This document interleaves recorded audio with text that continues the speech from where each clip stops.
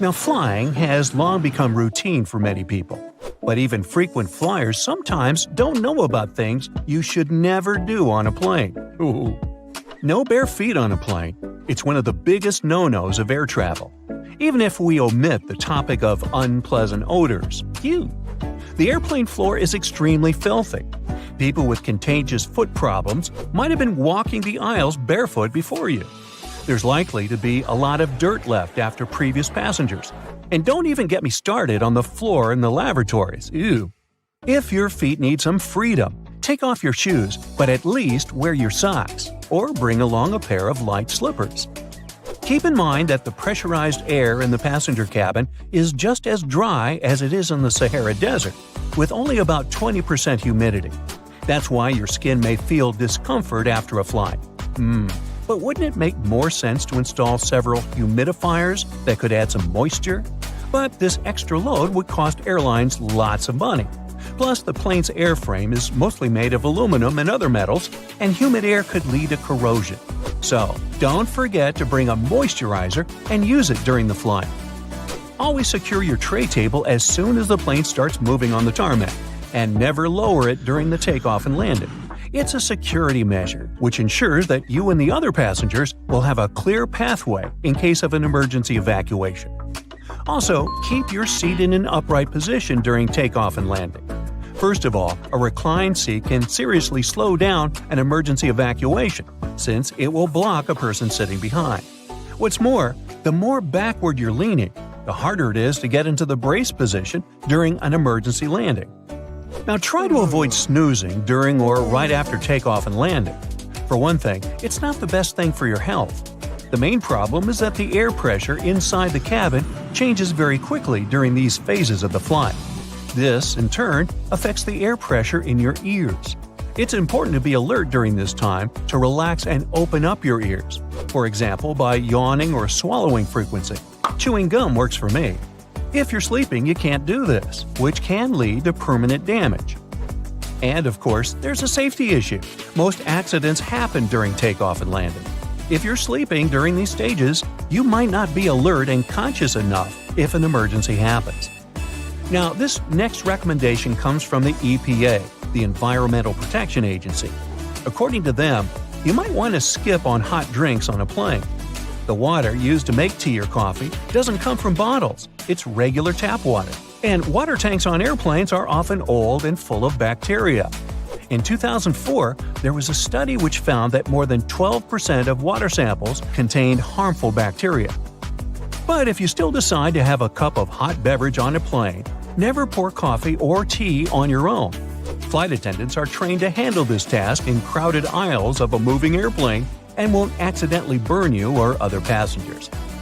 Now, it's probably better if you don't order Coke on a plane. The cabin pressure, so low up in the air, causes a lot of foam.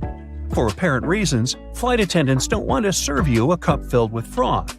That's why they'll fill only half the cup, then wait for the bubbles to settle, and then finish pouring. That can take ages.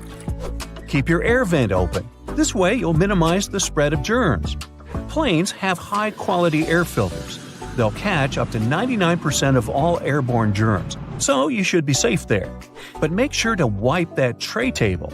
With 8 times more bacteria than the toilet flush button, it's the dirtiest place on board. Another thing you should avoid is leaning your head on the window if you have a window seat. You never know who occupied your seat before you, and, in any case, the glass is likely to be covered with germs. Say no to backless sandals and high heels on a flight. I do. There are very serious safety reasons for such a request. The first is that both these types of footwear make it very difficult to evacuate the aircraft fast. If you wear high heels, you will anyway have to leave them behind in case the crew is using emergency slides during an evacuation. The heels are very likely to damage the slide, so off they go. Now ask yourself, do you really fancy running away from the airplane barefoot? I'll answer that for you. Nope. Instead, wear sturdy shoes with a solid sole. In this case, you won't find yourself standing on the hot tarmac or in the weeds without any footwear at all. Don't stuff heavy objects into overhead compartments. Your things may not stay inside during severe turbulence. and while falling out, they will injure you and other passengers. Ow!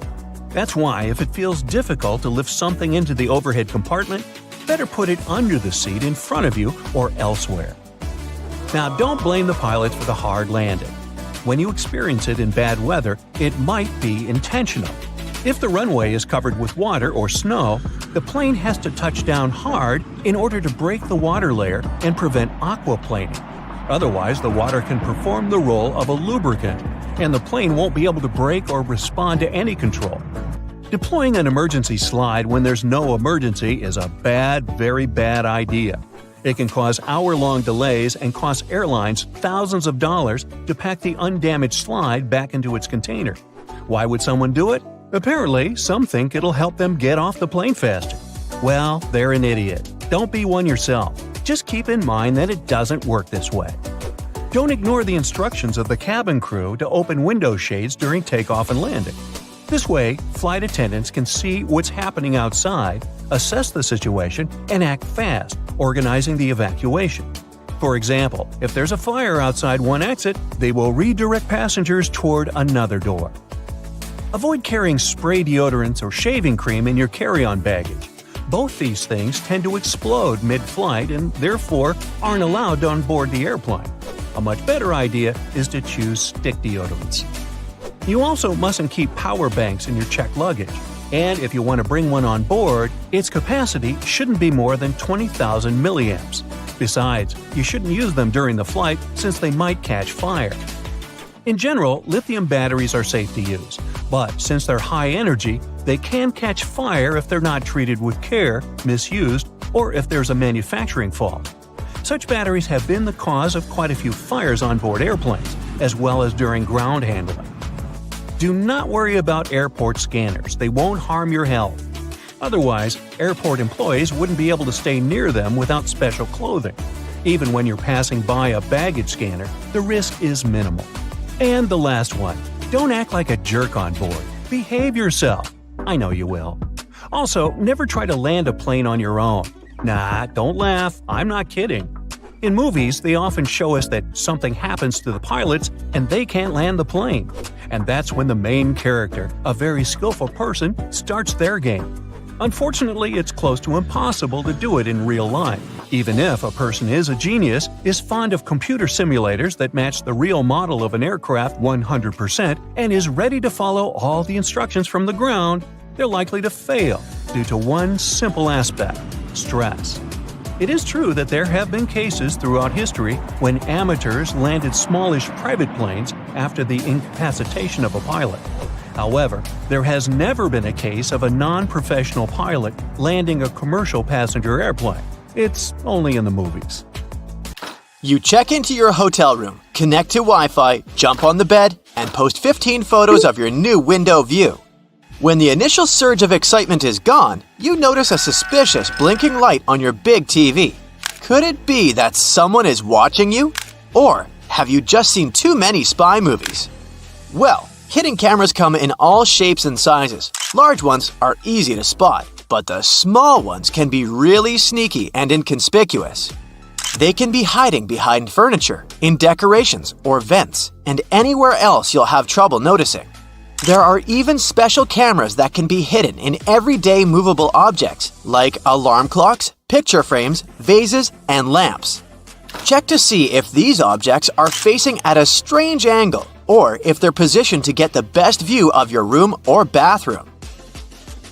The easiest way to spot a hidden cam is to look for the lens reflection because all cameras come with lenses. Turn off the lights and slowly scan the room with a flashlight, laser pointer, or a special wireless spy cam detector. It comes with infrared scanning lights and one illuminating light. When you find a reflective red spot, you gotta turn on the flashlight to help check if there is a hidden camera. Definitely check the vents along with any other holes and gaps in the walls or ceiling. Some advanced detectors even show you what the camera is seeing, making it way easier to spot and disable. The detectors only work on cameras that are turned on and working normally though. Your mobile phone can also help you find some hidden threats. Turn on Bluetooth and walk around. See if any unknown devices pop up on the screen. Another idea is to install a network scanner app that shows all devices that are connected to the Wi-Fi network you're using at the hotel. When it's done scanning, study the list for devices called something like IP camera or cam. Plus, you can put your phone on selfie mode, turn off the light and close the curtains, and look around the room slowly while focusing on the screen. Keep an eye out for purple or white lights on the screen. You can play detective some more and call your friend or family member and start walking around your room. Secret cameras should emit a sort of radio frequency. It will most likely interfere with your phone call signal. If you start hearing any weird noises while you're on the phone in a certain area of your room, make sure to inspect it carefully. Check out the light switches, electrical outlets, lamps, and other objects you normally wouldn't pay attention to. If they look a bit crooked, have a hole, or seem misplaced, it could be a sign that someone tampered with them. Many spy devices need wires, and whoever installed them had to hide those wires, often behind the vinyl baseboard. That's why the place where the floor and the wall meet is another area you should check. Ridges, bumps, or discoloration could be a sign there's a microphone hiding there. The same goes for spots on ceilings and walls, even if they're not larger than a coin. If you do find a hidden camera or something looking suspicious, don't shy away and let the hotel administration or your booking service know about it. Don't try to touch or move the device yourself. If the hotel denies everything, contact local law enforcement. After you've scanned the room for cameras, check out the mirrors. Someone could be watching you from the other side. First, see if the mirror is built into the wall or can be adjusted. If the mirror is semi-transparent, it will be built into the wall. You can do a simple test to check the mirror. Press your fingertip against the glass and push firmly enough to leave a fingerprint as you move your finger away. Study the fingerprint. If there's a small gap between the print and the mirror where the glass should be, then it's just a mirror. On a semi-transparent mirror, there will be no gap. Another way to check if your mirror is semi-transparent is simply to tap the glass. If someone is watching you from the other side, the mirror will make an empty sound. A double mirror needs a brighter light on the other side than on yours. Get close to it and cup your hands around your eyes. Do you see some light behind the mirror? If so, you might have an unwanted audience. Before you leave your room or go to bed, make sure every door is securely locked. By every door, I mean not only the entrance to the room, but also the door leading to the terrace, if you have one. You can bring a portable door lock with you for extra security if you're staying in. You could also start a little DIY project and wrap a belt or a bag strap around the arm that pushes the door shut. Buckle it up and wrap it around several times for an extra layer of protection. Another idea for when you're about to nap or go to sleep is to build a pyramid of stuff by the door. Glasses and mugs will do perfectly. If someone tries to get inside while you're sleeping, there'll be some serious noise. Intruders prefer to keep it low-key, so they're highly likely to give up on robbing you straight away. If you travel with some valuables and don't feel comfortable leaving them around the room, you could put them in the safe inside your room. But because those safes use passcodes instead of physical locks, someone from the hotel has to know the master code to unlock it, just in case. So, you can bring your own safe with you instead. You can find the ones looking like books on Amazon, for example. They're made of strong metal and textured paper. They come with a combination lock and have enough room to fit your passports, cash, and jewelry. In case you have to leave your laptop in the room and want to make sure no one plugs in a USB drive to steal your data, here's what you can do. Leave a bottle of water or some other item next to the USB port. Measure the distance. Let's say it's 1 thumb length away. For someone to plug in their device in the laptop, they need to move the bottle.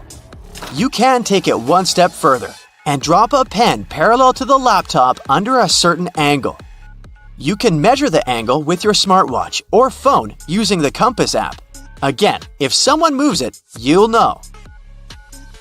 Even something as simple as a "Please do not disturb" sign can help you figure out if someone entered your room while you were away. Make it look like you left in a rush and the sign accidentally stuck between the door and the door frame. If you come back and the sign is hanging freely, then someone must have ignored it and tried to disturb you. In that case, you can contact reception and ask to send someone to enter the room with you to keep you safe. If you care about the cleanliness of your room as much as you do about your belongings and your personal safety, this one's for you. Hotel housekeeping workers normally have up to 20 rooms to take care of on an 8-hour shift. It means they'll have no more than 30 minutes for your room. It gives them enough time to make the bed, clean the floors in the room and the bathroom, empty the trash bins, and dust all surfaces. But they rarely have the time to take care of smaller objects like light switches, door and drawer handles, and remotes. And yes, these are exactly the objects you'll be in contact with the most. They can actually have more germs than the toilet. So if you want to be sure those germs won't land on your hands, bring enough antibacterial wipes to clean all those things before you touch them. You know how they say, when in Rome, do as the Romans do? Meaning, in Rome, you need to make sure your goldfish has a deluxe bowl to live in. In Nigeria, don't you dare to bring your own wheelbarrow. And perish the thought of adding as much mayo as you want to your dish when you're in France. Yep, bans around the world may be surprising, to say the least. Number 1. You will never see a good old doorknob in Vancouver, Canada. Some time ago, the city changed its building code to require the use of cool and sleek door levers instead. This change is all about making buildings more accessible and easier to use. Not only new buildings are getting a new makeover, even Vancouver's historic City Hall had its fancy Art Deco doorknobs replaced with shiny gold levers. But it's not that you can't legally have it in your house. There isn't a team of doorknob police coming to your house to confiscate your knobs. You can keep them as long as you like. Number 2 comes with a GeoGuessr tip for y'all. If you see this chair in the picture, it means it's 100% not in Basel, Switzerland. It's called a monoblock chair, and it's special. You see, most objects give away clues about when and where they're from, like the shape of electrical outlets or the labels on your shampoo bottle. But the monoblock is context-free. Some people call them one of the world's most perfectly designed objects, while others say the homogeneous nature of the chair is disturbing and the real evil of globalization. But why is it banned in Basel? Turns out the authorities just want the city to be pretty, and the chair design isn't to their liking. Right, if you want to keep one in your backyard, feel free. But they've been a big no in public spaces since 2008. 3. If you were ever thinking of bringing a wheelbarrow to Nigeria, I've got some news for you. Don't even try. Should you need it for some reason during your stay in Nigeria, just buy one there when you arrive. The authorities won't let you bring your imported wheelbarrow across the border. Why? Well, they're all about supporting their own manufacturing industry, so they want to give their local wheelbarrow makers a chance to shine. At number 4, we've got China, where the authorities decided to put a stop to time travel. Wait a minute, it's not what you think. No time travel machine has been invented. The ban is on TV shows and movies. By the way, it's not something new. The law was introduced in the early 2010s. Apparently, the big shots in charge want to keep things real and are not too keen on distorting historical events. They say some scripts are getting a bit too wild, making up myths, promoting superstition, and disrespecting the country's past. 5. Coffee pods. They've become super popular because they make brewing coffee so easy. But Hamburg, Germany doesn't seem to be a fan of those pods. Around 8 years ago, they took a stand by banning plastic coffee pods from authorities' offices. These little pods are made of various materials, making recycling a real challenge. While it's true that these coffee capsules can create a lot of problems, they're still loved by many.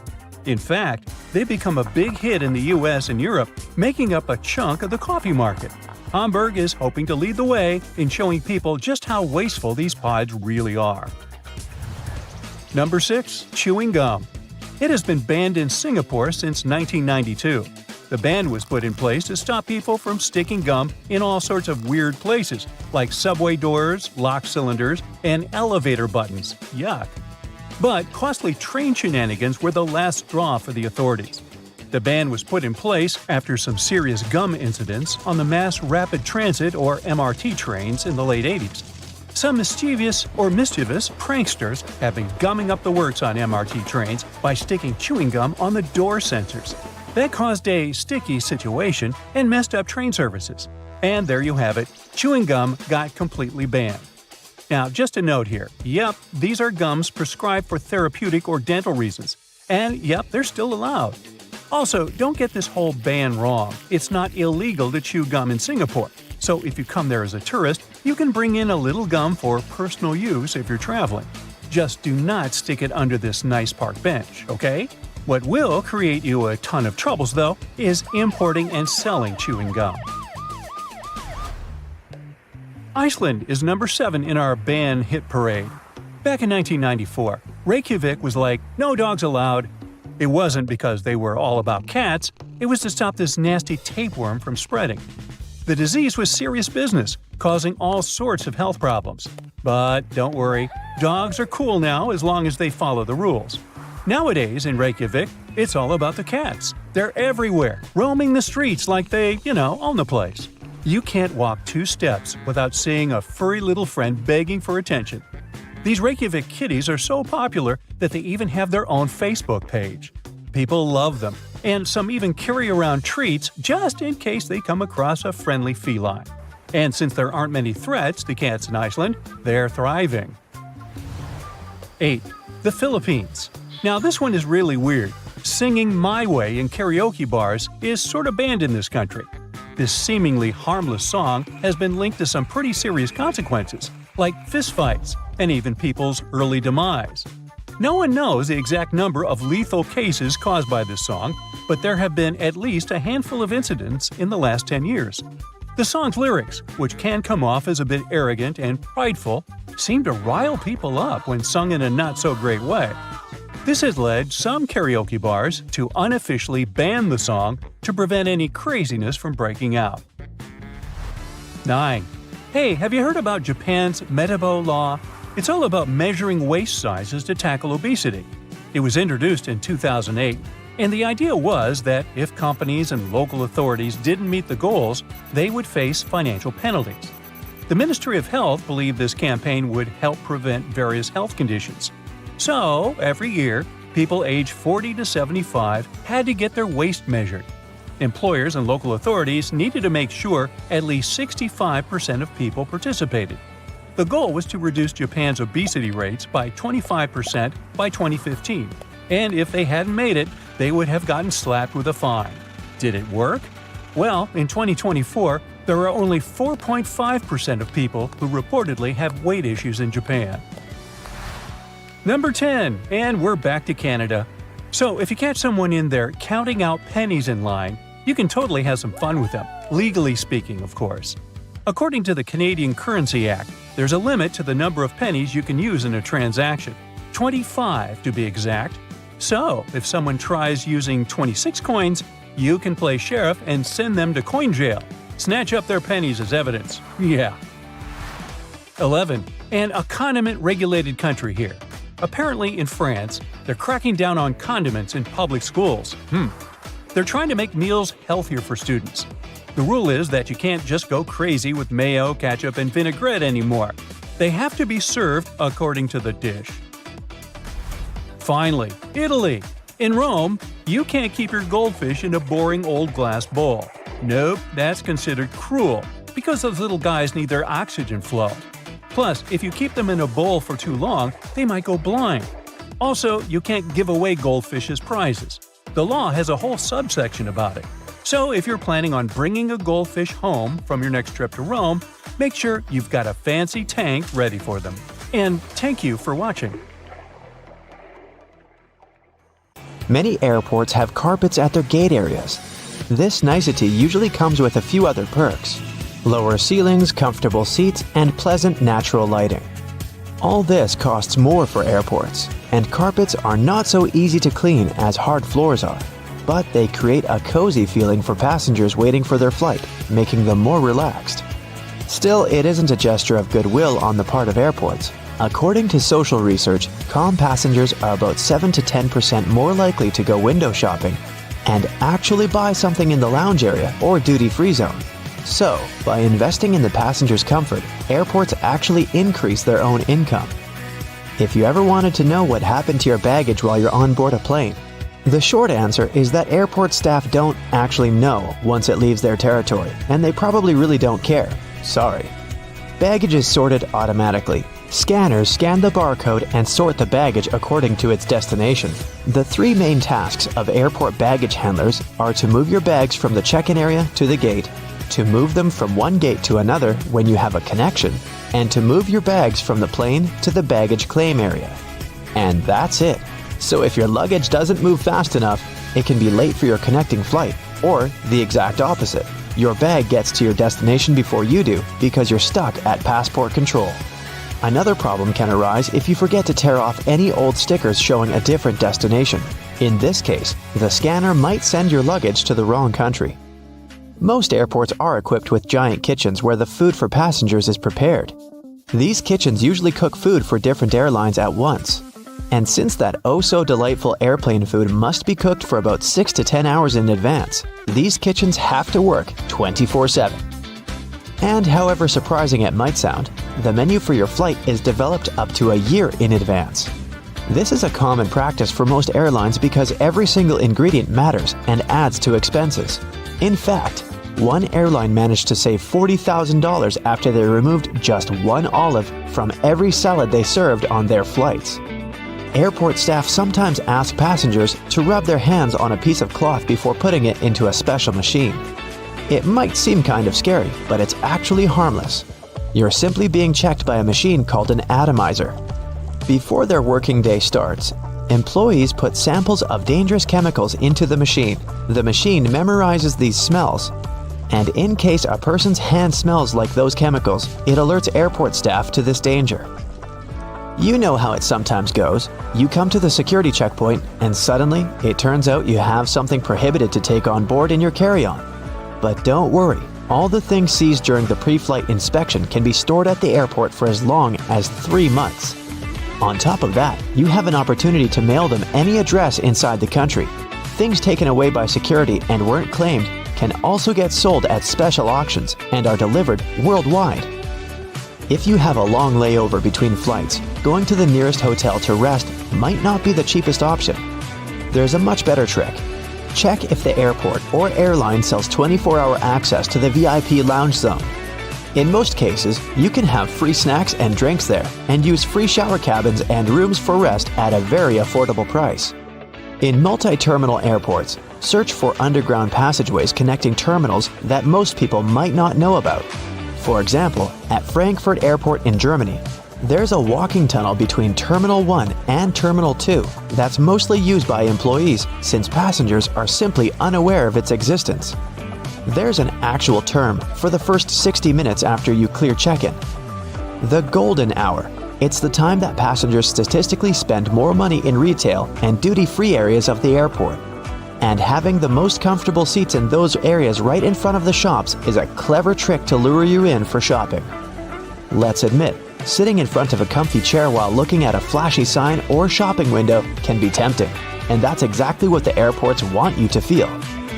If your flight is overbooked and you can't fly at the designated time, don't hurry to accept the first voucher you're offered as an apology. Normally, airlines keep raising the stakes until they have enough volunteers to give up their flight seats. And if they don't, and you've been bumped in voluntarily, you can insist on a cash refund instead. Depending on your ticket price and the time of your delay, you might be entitled to as much as $1,300. Most airports have specific experts called profilers. These people practice what's called SPOT, or the screening passengers by observation technique. They carefully analyze facial expressions, gestures, and behavior in order to detect suspicious people. Their job is to notice the nonverbal signs of anxiety, such as people licking their lips, itching, or looking around a lot.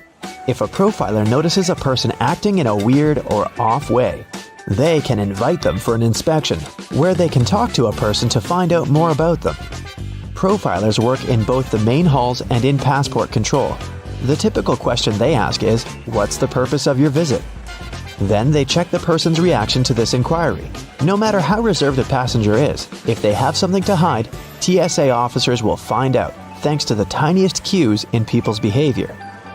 Before your luggage even gets on the plane, it goes through 5 security levels, and one of them, besides scanning the contents, includes being checked by a special dog that can sniff out dangerous chemicals. It's a well-known fact that a dog's nose is much stronger than that of any human. In fact, dogs distinguish smells from 10,000 to 100,000 times better than people do. No wonder airports take advantage of this super sense for security and regularly use these sniffer dogs to detect suspicious substances. What's really cool is that you can't even distinguish a detection dog from its civilian siblings. Unlike police dogs, the ones working at airports aren't trained to frighten or intimidate people. The most popular sniffer breeds are golden retrievers, labs, and German short-haired pointers. Charging your phone at a specifically designated spot can look convenient, but it's not really safe. If the charging station only allows you to plug in your cord, you might get malware installed on your phone with you none the wiser. The only safe way to charge your phone or tablet is to find an electric socket and use it with your own charger. Same goes for free airport Wi-Fi, apart from the airports requiring you to authenticate yourself more often than not.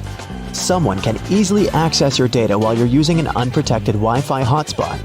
It's safer to use your mobile data, but if you absolutely have to use the airport's Wi-Fi, best clear or encrypt all your important data on your device. It might be exasperating to take your laptop out of your carry-on at the security check every single time. But the airport staff need to have a clear look at your device to make sure nothing is concealed inside.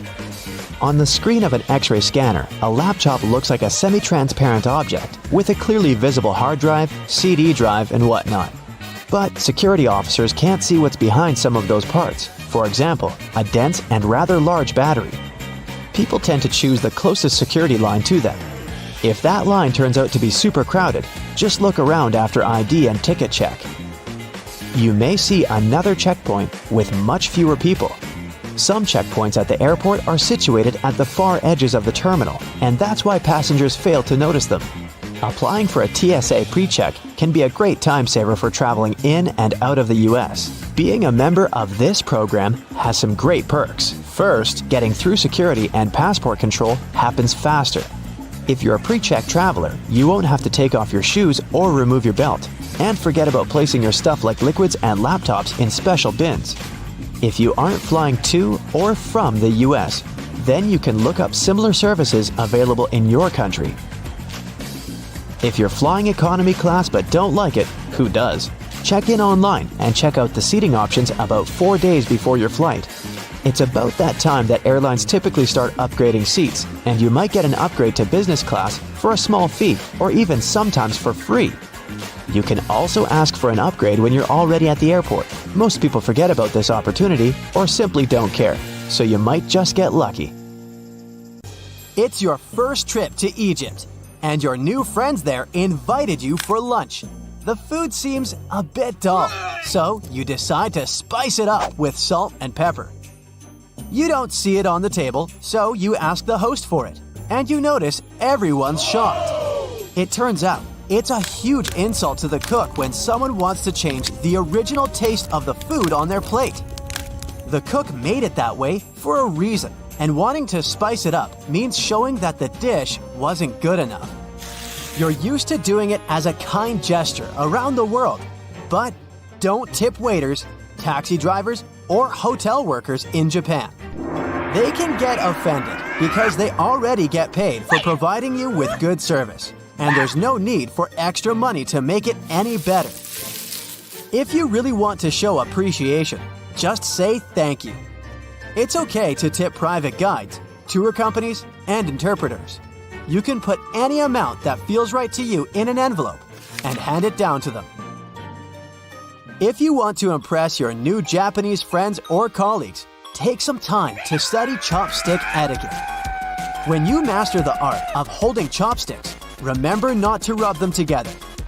People do it to remove splinters, so it might look like you're unhappy with the quality of the pair that your host provided you with. Don't put your chopsticks vertically in your bowl of rice. This way, it can be seen as an offering to the deceased. Don't wave chopsticks in the air or use them to point at things. Both are considered really rude. The same is with moving things with your chopsticks or the hand holding them. It looks disrespectful. Plus, you're likely to spill things. When in Italy, don't order a cappuccino after noon.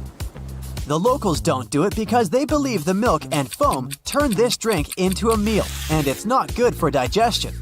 Also, be prepared to enjoy your coffee standing at the bar and pay for it before you even order it.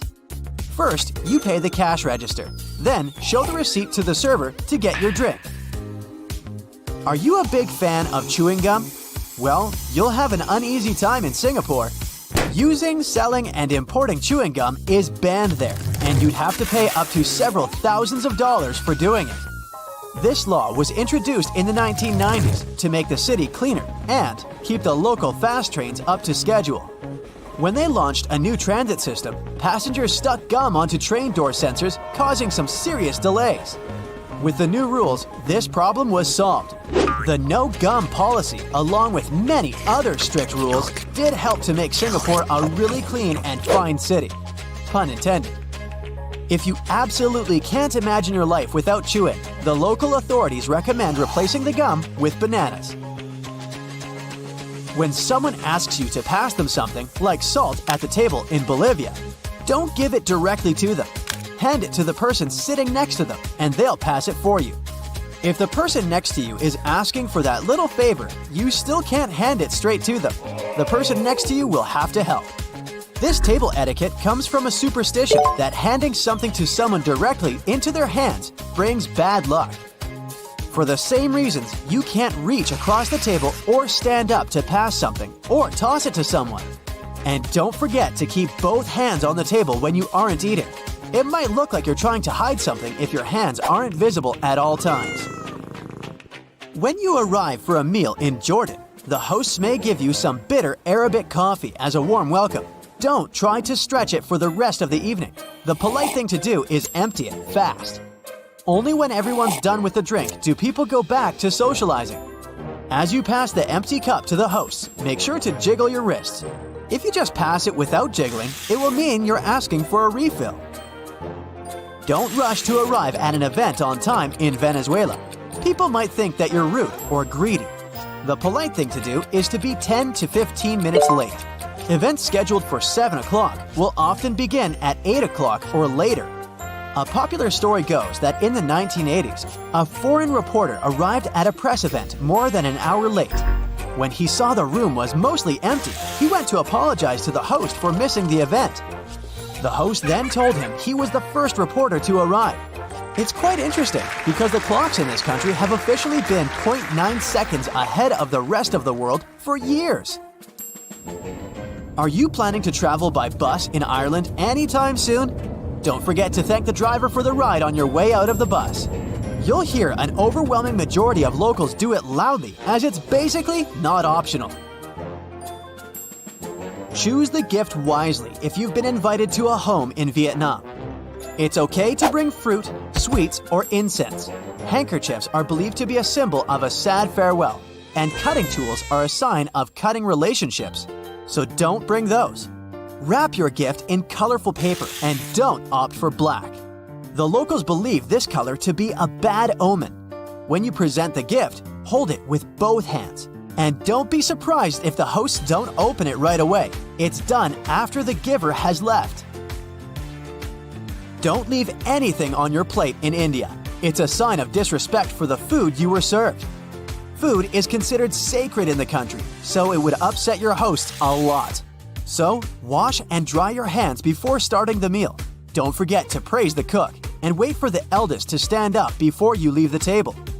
In South India, it's common to serve food on a banana leaf. You gotta fold it over from the top when you're done with the meal. Folding it from the bottom means you weren't satisfied with what you got. It might be a good conversation starter elsewhere, but don't brag about your achievements in Denmark. The locals believe that everyone is equal, so you won't hear them talk about their successful careers or talents or how special they are. And they expect the same from you. If you're looking for a good topic, they'll gladly talk to you about the greatness of their country. The Danes are really proud of it and all its wonders. If you're going on a trip to Germany and plan to drive on the famous Autobahn, make sure to tank up before you hit the road. Stopping, parking, making U-turns, and backing up on this super speedy highway is illegal. Yes, even if you have to stop because you've run out of gas, you'll have to pay a fine since you were supposed to plan things better. And although the Autobahn technically doesn't have a speed limit, watch out if you're passing by urban areas like Frankfurt, Berlin, and Munich, or construction works and heavy traffic. There will be special speed instructions for these spots. In case you're planning to explore Cyprus by car, quench your thirst before you start the vehicle. Drinking anything, including water, isn't allowed while driving on the island. So if you can't resist snacking or drinking behind the wheel, prepare to pay a fine. In Ethiopia, you gotta think twice before choosing a gift for someone. They see it as a debt they'll have to repay in the future. So, if you bring something really expensive, the receiver will either have to spend a lot of money on a return gift or feel indebted to you.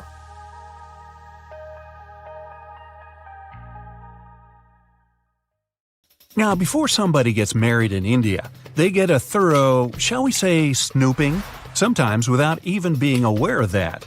There are pre-matrimonial detective agencies in India that provide services of private investigators. There are also spit inspectors. These people, also known as nuisance detectors, catch and give fines to those who litter or spit in public. One more profession you aren't likely to meet anywhere else is an ear cleaner. So the process of removing earwax requires some traditional instruments. They don't use Q-tips we're so used to. Their instruments are called the steel needle, some cotton, and a pincer. Yikes! The ear cleaner rolls some cotton around the needle so it looks like a Q-tip, and the clients have their ears cleaned. Ear cleaners usually can be found somewhere in the city center, around monuments, or at a local market. This profession is rare and exotic in today's India, but it used to be quite common. In this country, your dream may come true and you'll get paid for sliding down a water slide. The profession's called water slide tester, and these people have to control if the slides are both safe and fun. Usually these people work in various hotels and spend most of their time in planes, traveling from one resort to another. There's a village where locals have no locks on doors. Not a single house there has one. Even public toilets have no locks or doors, only a curtain, thank you. It might seem somewhat reckless, but in fact, it's one of the safest places out there. The locals lean a wooden stick against the door just to keep the stray dogs out of their houses. The only police station opened there only in 2015, and still there are no complaints. Even the local bank has no lock. It's officially the only bank in the world that's never locked. When the locals are out of town, they don't ask the neighbors to look after their houses, and they're not afraid to leave valuables, money, and jewelry without hiding them. Vegetarian dishes are quite popular in India. Between 15 and 30% of the whole country's population are vegetarian. Some people tend to eat fish only and never eat any land animals. Many large food chains, famous for yummy meat dishes, even provide a whole new vegetarian menu for India. Cutlery isn't really required for many traditional Indian dishes. They say that mouth-watering curry tastes even better if eaten with the fingers. Now, I would assume that you'd want to eat the fingers separately, but hey, just thinking out loud here. There's also a wide range of crazy traditional dishes, but there's one called… okay, let's just put it on the screen, thanks. It's made from potatoes, which are pretty common for Indian food. The exotic part is that the potatoes in the dish are actually extra old. Even more, they're rotten. And there's a bunch of traditional spices. It's just a side dish, you'll need to choose the main course. Samosas are another traditional Indian dish made of potatoes. They're deep fried and look like dumplings, and they're both a side dish and a main course. Now, if you love sugar, don't forget to thank India for it. It was first extracted and refined there about 2,500 years ago. Then the Chinese picked up the technique, and it spread all over the world. Another thing you should be grateful to India for is shampoo. The very first version was made from dried herbs, some extracts, and water. Soap berries and soap nuts were widespread in India, so this component was a perfect match for the shampoo formula. It's probably because of the right shampoos that most Indians have absolutely stunning hair and cool hairstyles. By the way, in India, it's possible to cut clients' hair with fire. It's not that widespread though. Only one barber is said to do it. First, they sprinkle the hair with some flammable powder, then they light it up and literally set the hair on fire. While the hair's burning, the stylist creates the right shape with the help of 2 combs. He says the fire helps fix the hair right. He also claims to have at least 15 clients each day who come to get this very cut. He sure makes it look like it's a cinch to do. If you like holidays, India is the destination for you. Indians have about 1,000 various festivals and events. Sometimes people even celebrate the first hair cutting, or who knows, hair burning. All of the local celebrations are totally worth seeing. Holi is the festival of colors, and people consider it to mark the beginning of spring. It starts at the end of February and finishes in March. It involves the famous powder throwing, so don't wear that brand new white shirt to the festival. Diwali is the celebration of lights that lasts 5 days. People give gifts to each other, usually sweets, and light thousands of candles and oil lamps. No other country in the world has that many celebrations. India holds a lot of world records too. The largest sundial in the world is located in the town of Jaipur. It's a tower 90 feet tall. It's made of polished stone and looks like an architectural masterpiece.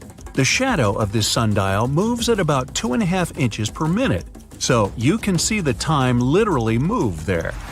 Another longest thing in India are nails. According to the Guinness World Records, the longest fingernails ever belong to an Indian man. They're almost as long as a London double-decker bus. He cut them off back in 2018, but before, the total length of all his fingernails had reached 358 inches. There's also a record for the quantity of movies produced per year. In 2018, 1,813 new movies were filmed in India.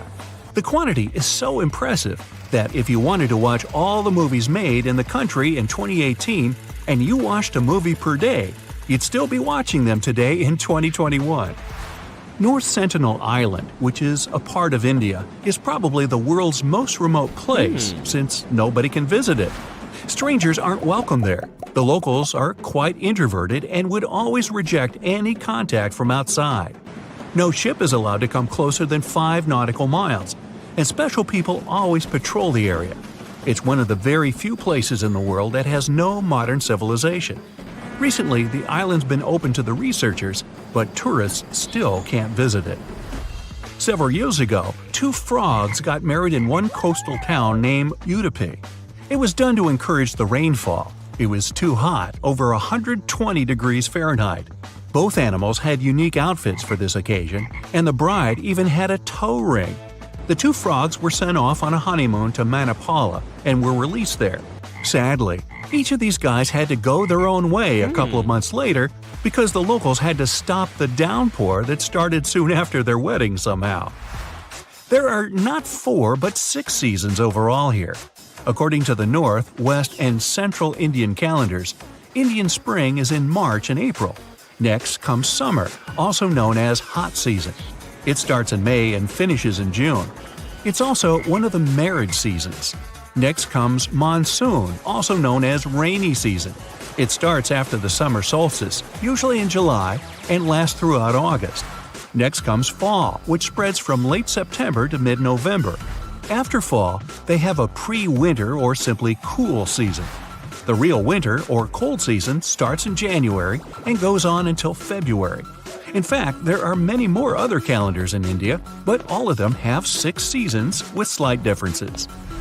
The Statue of Unity is actually twice as tall as the Statue of Liberty, reaching 600 feet. It was open to the public only about 2 years ago, back in 2018. The statue consists of 5 parts, but only 3 of them are accessible to visitors. The first part starts at the statue base and finishes at the shins.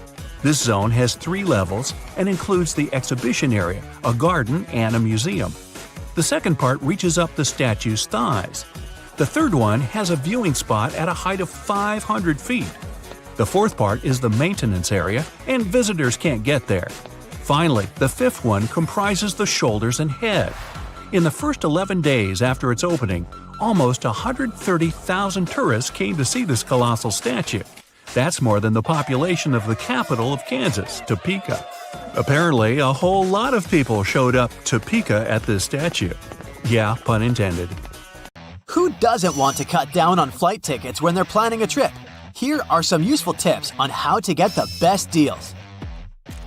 Some cities like London and New York have more than one airport, so consider flying through alternate airports. Some of these airports are too far away from the city center. That's why tickets will be cheaper on the flights that land there. I tried this one myself. Well, I landed at a place that looked like a cargo airport, but hey, there was a bus from there to the city center. Pros, the ticket was cheap. Cons, I spent an extra hour on the road to get to the center.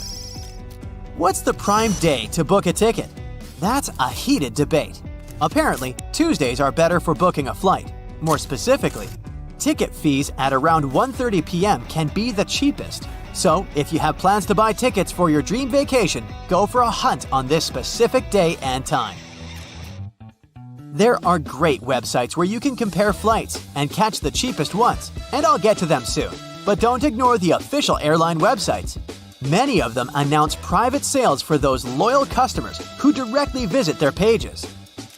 If your agenda allows you to play with your departure time, do that. Traveling on an early-hour flight generally equals paying less for tickets. To catch a 6 a.m. flight, you have to get up when most of the people in the city are still enjoying their comfy beds. In the early hours, you might have problems with how to get to the airport. Not all public transport works 24 hours. Another problem would be your cat accidentally turning off your alarm. This is why these flights generally come cheaper. The same principle applies to late-night flights too. People generally don't want to fly after midnight, so prices drop accordingly. Look at the bright side. You have more time to wander around once you get to your destination. Flying with a connection is another way. It's a fairly cheap option, especially on longer haul flights. This method has a downside. Your plans can be changed with one word: delay. You might have to say goodbye to your connecting flight. Another thing you can do with connecting flights is to search for flights from the same country. Tourist destinations, megacities, and capitals are generally more expensive. Travel to a smaller city and then depart to your destination. Many of us love cookies, but probably not the ones in our browsers. Staying incognito in the flight searching process will help you get cheaper flights. How? Ticket prices depend on demand, so companies use the data on how many people search for which tickets. Let's say you look for tickets to London and regularly check the airline website to get a good deal. Your data signals that you have shown an interest in particular dates and a location. That's how you see that same flight suddenly gets more expensive. The airline knows that you're likely going to buy it. This can happen even if you refresh your browser. Either stay unidentified or clear your cookies to take yourself out of this situation. Remember I recommended that you visit the airline websites directly? You can also sign up for alerts on price drops. If you think notifications are annoying, even though they are useful, you can follow airlines on socials. Many companies use their social media accounts effectively, and they sometimes give customers some last-minute deals. In some cases, it's convenient to book tickets over the phone. For example, if you're in a group. Be aware though that some airlines add extra fees for completing a booking via a call. It can be as much as $50. You could get a day trip on your vacation with that money instead of spending it on words. If you must complete a booking by call, simply ask the person if they're going to charge you some additional fees for calling. While searching for a ticket, you can pretend you're in a different location. The best option is to change your location to the country you'll visit or the airline's home country. Let's say you'll go to Japan. Booking from the airline's website and changing your location via VPN would be the key to seeing lower prices. I said that I'd get to the flight comparison sites topic, and here I am. These websites are gems for giving you the best fares from several airlines and options. They recommend alternative routes that you haven't considered. Yet again, before clicking the confirm button, take a few seconds to check the airline's website. Booking directly and cutting out the middleman's fee can be a wiser option. The other potential benefit is reliable customer service. With some airlines, booking via a third party will turn this process into a tangled headphone cable like there's no tomorrow. I'll share a strategy for getting an entire row for yourselves. Imagine you're traveling with your BFF. One of you should book the window seat and the other one book the aisle seat. Other passengers will likely go for other seats and avoid the middle seat. This method cannot always work though. If the plane is fully occupied, there'll be some unlucky person in between you. If someone books that middle seat, you can always offer them the aisle or window seat and continue to sit with your BFF. The second option is booking seats in the 13th row. Well, 13 doesn't have a good reputation as it is superstitiously considered unlucky. Chances are, no one else books a seat from this particular number. This one is a gift to you for all your efforts to get the best possible deal. Good job you're in the airport. You're watching your favorite show while waiting for the gate to open. Boom! An hour of free airport Wi-Fi is over. Here's a loophole to double it. Roll back the time on your device.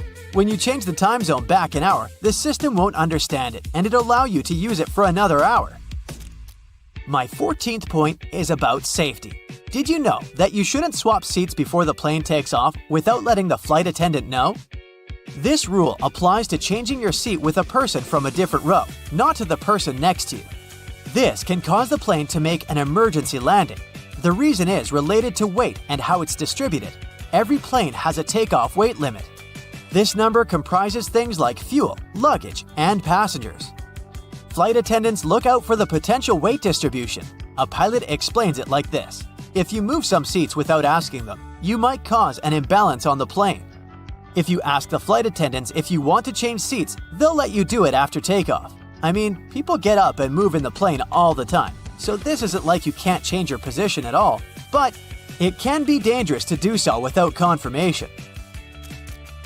Here's a fun fact. The black box, as its nickname, is not black. It's bright orange. Flight Data Recorder is its official name, and it's orange so that in case of an accident, the rescue team can spot it easily. Where do you think is the dirtiest place on the aircraft? Not toilets, not seat holders, it's table trays. There are more. The cozy blankets you ask for from the flight attendants aren't so clean either. According to a report, some airlines wash their blankets only once a month. Now that you know the tricks, you can plan your trip at a perfect price and maybe bring your own blanket to the plane. Sit back and enjoy the flight. Good things come to those who wait. Now, flight attendants are trained to notice some pretty important things about each passenger once they board the plane. Curious about what these are? Well, first and foremost, flight attendants are all about safety. So if you're following the rules and paying attention during the safety demo, you're already off to a great start in their book. But don't worry, they're not just looking for rule followers. They also want to make sure you're comfortable and have everything you need to enjoy your flight. One thing they notice right away is how much luggage you're carrying. If you're struggling to lift a heavy bag into the overhead bin, they'll probably step in and help you out. And if you're one of those people who insists on bringing a massive carry-on that barely fits in the bin, they might discreetly check to make sure you're not breaking any weight or size limits. Speaking of luggage, flight attendants can tell a lot about you from your suitcase. If it's covered in stickers from exotic locations, they might assume you're a seasoned traveler who knows their way around an airport.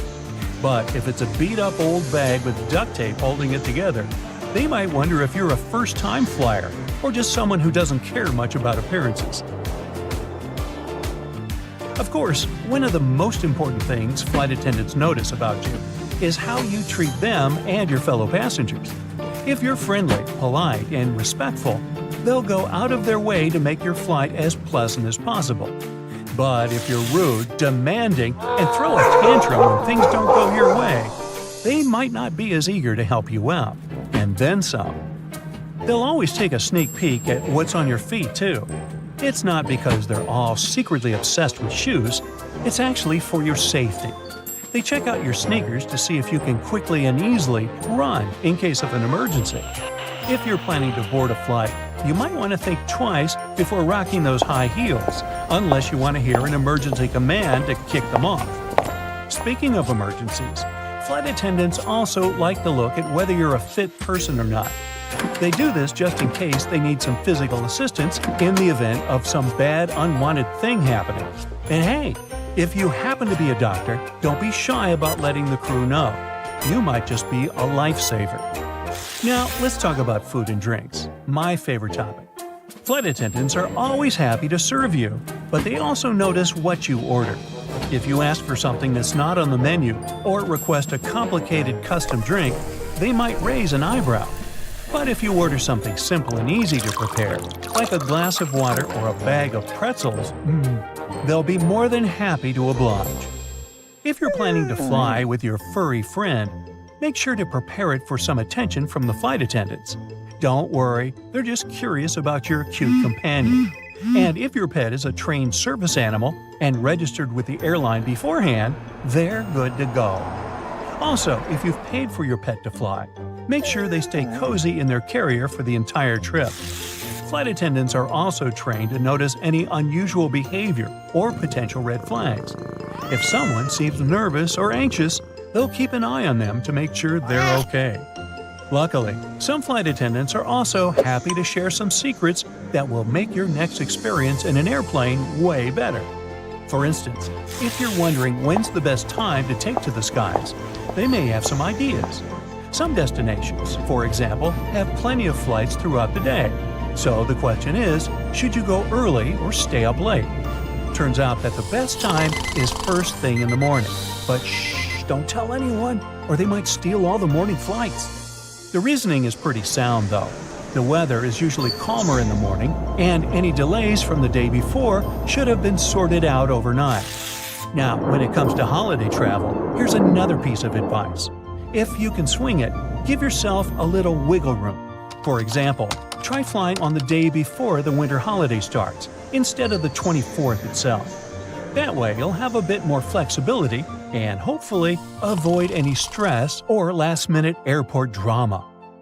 What can you do when it comes to delays, you might wonder? Well, they can happen at any time, unfortunately, and there's not much a flight attendant can do about it. But don't worry, flight attendants and passengers are on the same team. Also, don't believe the rumors. Flight attendants won't hide information from you. There's no point. If you're stuck on a delayed flight, don't hesitate to ask the staff for all the info you need, and rest assured they will do their best to get you on the next available flight as soon as possible. Now, what about jet lag? Surely flight attendants have the best remedies. If you're hopping across time zones, most flight attendants recommend catching a quick snooze upon arrival. But don't get too cozy. Stay up until nightfall to help your body clock adjust. After all, you don't want to be groggy when you arrive. Also, if you're only visiting a destination for a short time, airplane staff recommend sticking to your home time zone. It might just save you from the hustle of adjusting to another time zone unnecessarily. And don't forget to keep hydrated, munch on nutritious food, and get in some exercise to keep your body feeling tip-top. Now, we've all seen in movies those scenes where the main character gets a surprise upgrade to business class out of the blue. As much as we all dream of being upgraded to a luxurious seat mid-flight, it's usually only possible on the ground, unless you're one lucky duck. There's a list and a method for who gets bumped up to first class. Sometimes, flight attendants will shuffle passengers around so families can sit together, or they do it to fix any seat mix-up. But once the plane takes off, moving around is pretty rare. Ever wondered if you can switch seats with another passenger during the flight? The answer is yes, you can. Most flight attendants encourage it, especially if it means keeping families together. However, it's best to figure out any seat-swapping arrangements before boarding to avoid any chaos. Plus, some seats are fancier than others, and if people have paid extra for them, it's important to be respectful of that. Also, did you know that the emergency exit rows are sometimes marketed as premium seating? Let's talk about some serious airplane etiquette. So, who gets to claim the middle armrest? It's a big debate, but most flight attendants think the person in the middle seat deserves it. Hey, let's give them a break. They're already stuck in the least desirable spot. Now, on to the great window blind debate. Some people want them up, some people want them down. If it's a nighttime flight, keep them closed. You don't want to disturb your fellow passengers with unnecessary light. However, if you're flying over the Himalayas, you better believe people are going to peek through those windows. And let's not forget, blinds need to be open upon arrival for safety reasons. The crew needs to see outside in case of emergencies. Have you ever been curious about what flight attendants eat on board? Do they have the same food as the passengers? Turns out, they can have the same meals if they want to, but they don't always choose to. Some prefer to pack their own snacks, like hummus, apples, and popcorn, because the airplane options don't always keep them alert. They also focus on drinking lots of water and avoiding foods that might make them feel bloated, but they do indulge in airplane coffee. Some crew members even bring their own meals on board due to dietary requirements or to add to the festive vibe on holiday flights. I once saw a passenger give a tin of holiday cookies to the flight attendants. You can bet she got some extra special attention.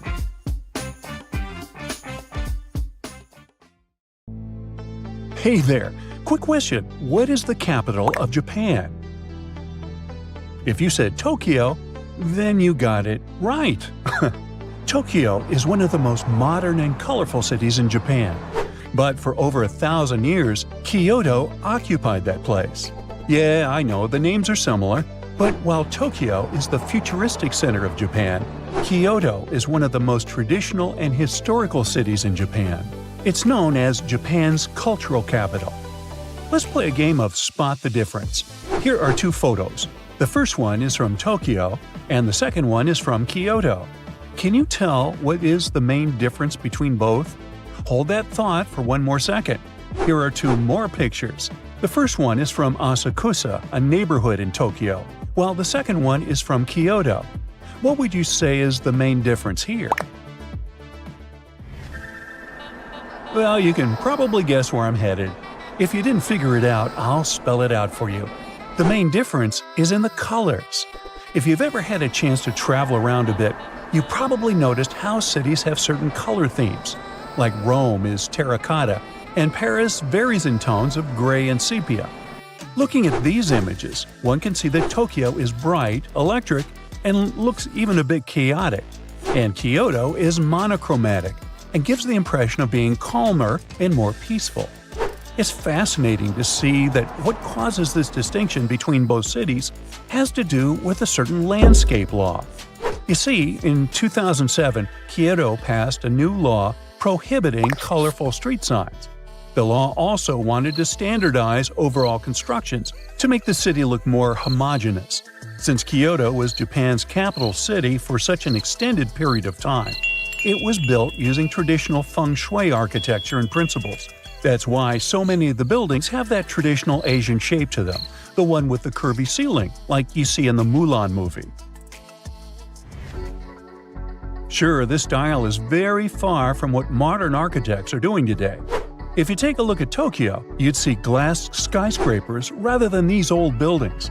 But that's all part of a bigger plan, set in motion by something called the Miyako Landscape Guidelines. The municipality's main argument to pass the law was that Kyoto was losing its unique landscape due to Japan's modernization. If Kyoto were to follow in Japan's footsteps and build humongous skyscrapers, citizens would lose their view of the three mountains that surround the city. And let's face it, nobody would want that to happen. Plus, it's nice that you can go to different cities in Japan and notice that they are unique in their own way. If the landscape law was to be effective in all of Japan, we wouldn't get to see architectural marvels such as the Tokyo Sky Tree and the Asahi Flame Building. Now take a look at the Akihabara district in Tokyo. It is known as one of Japan's most modern neighborhoods. It's filled with top-notch technology at every corner. And yes, it's also filled with signs everywhere. If we compare it with Kyoto after the passing of the new law, the first thing that would have to go are the rooftop signs. Oh, and flashing and moving lights are also illegal there now. This Kyoto Starbucks also illustrates what I'm talking about. If you were strolling along the bucolic streets of Kyoto's countryside, searching for a place to get a cappuccino, you'd miss this coffee shop completely. I think we can agree that the traditional Starbucks logo was made to call attention, with that crowned siren-like creature supported by a very green background. In other places in Japan, it still looks like this. But in Kyoto, the brand went above and beyond to respect the new guidelines and produced this beautiful wooden logo and a little plaque that says this building has lattes. Yes, indeed. There are multiple examples like this. In Kyoto, the 7-Eleven doesn't have its traditional red, orange, and green stripes. Its logo was changed to black and white. You can think that's dull, but I think we can agree to disagree. It looks perfect when you look at its surroundings. Oh, and what about McDonald's, the world's most famous burger franchise? It kept its yellow logo, but took the red out of the background. In terms of the color palette allowed, the law uses the Munsell color system to determine which chroma levels are acceptable. Usually, the faded version of strong colors like red, black, green, and so on are accepted. Now, imagine if they adopted a Wes Anderson palette. It would look like a Toy City, that's for sure. At first, vendors and shopkeepers felt disturbed by the new law. They didn't understand why they had to change their branding for the sake of some aesthetic the city was trying to preserve. But with time, they not only came to terms with the new law, but could already see the benefits of it for their brand success. You see, this helped turn Kyoto into an even bigger tourist attraction. Tourists felt like they were traveling in time, sort of. Some tourists even like to dress up in traditional kimonos and walk around like geishas. The municipality also began an award system to compensate the shops and brands that had done their homework well. Of course, the camouflage Starbucks won an award back in 2018, as did Sagawa, a major delivery company in Japan, back in 2012. It's not only shops that needed to adjust to the new guidelines. Things such as vending machines and post offices also needed to be toned down. Again, the idea is to make the city more visually coherent, and they sure help. Now, what happens if you don't follow the rules? Well, the people who chose to ignore the landscape law can spend up to 1 year in jail or pay a huge fine. We can also compare the differences inside Kyoto itself. Around the city center, the landscape law is less strict, so you'll find taller buildings and even bigger and more colorful signs. But as you leave the center and move towards smaller cities in the countryside, the law is much more strict. It's especially strict around the UNESCO heritage sites. In case you're not aware, there are 17 heritage sites in Kyoto. Yep, that's a lot. But that's what makes Kyoto so unique. Now, welcome to the neighborhood of Pontulcho. This neighborhood is a good example of how the landscape law changed the city's mood over the years. Pontulcho is a cute alleyway in Kyoto that spans over several blocks. If you look at this Google Street image from 2009 and this one from 2023, you'll see clear differences. For starters, the huge sign at the entrance of the alleyway is gone, and so are the wires hanging from the tops of the shops. The pavement was redone and the big store signs disappeared. It's much cleaner. At night, the alleyway turned into the perfect spot for atmospheric dining, since its legislation decided to rule over the type of lighting allowed in the neighborhood. This is what it looks like at nighttime. Hey, you fancy grabbing some sushi?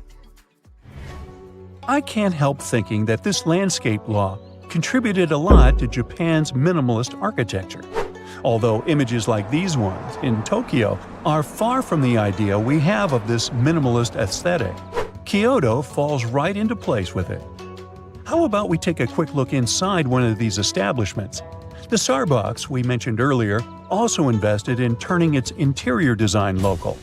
It's the first ever Starbucks where you can drink tea on a tatami floor.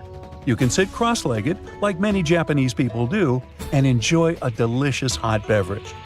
I must say I quite like the new Kyoto. How about you? 300,000 people and over 80,000 horses. Yep, that's Iceland. The breed they have there is very specific, hardy, long-lived, and because of it, internationally popular.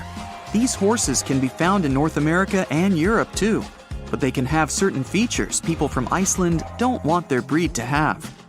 Because of that, the Icelanders wanted to avoid mixing their horses with other breeds, so they passed a law over 1,000 years ago that said no horse imports.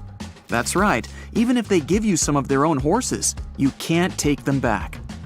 No chewing gum in Singapore.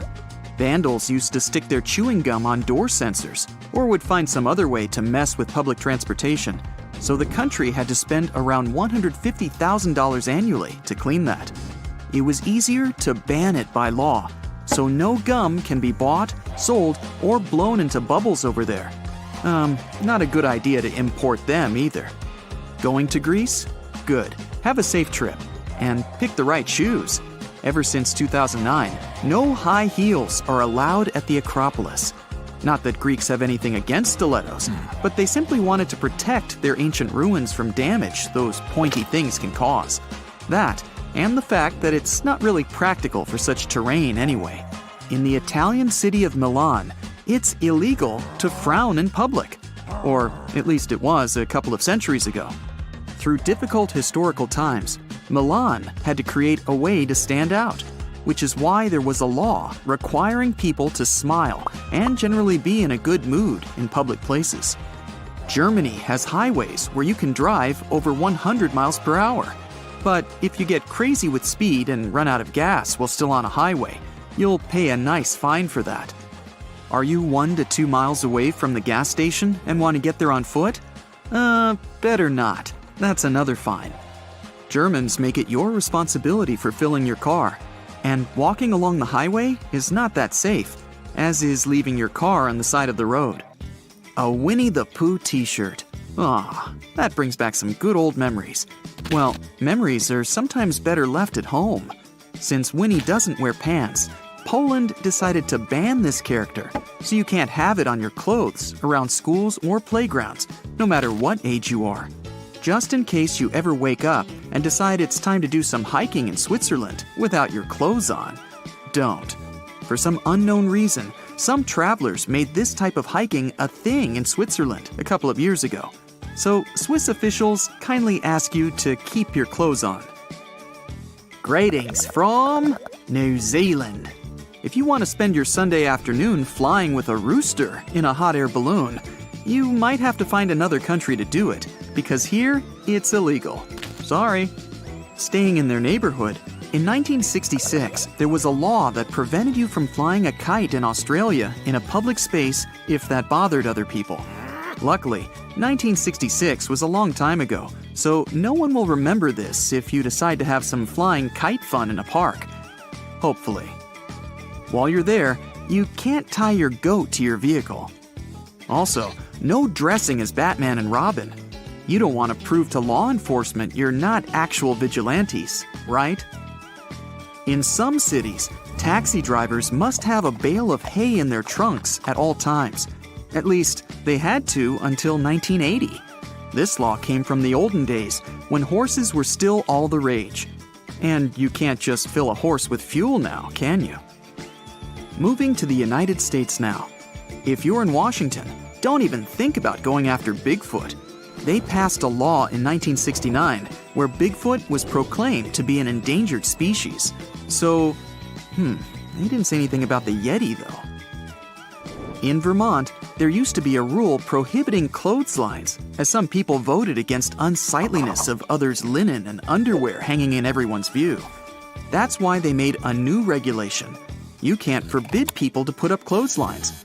One rule against another. Yep, that should work. Shh, can you hear that? Someone's talking behind this door.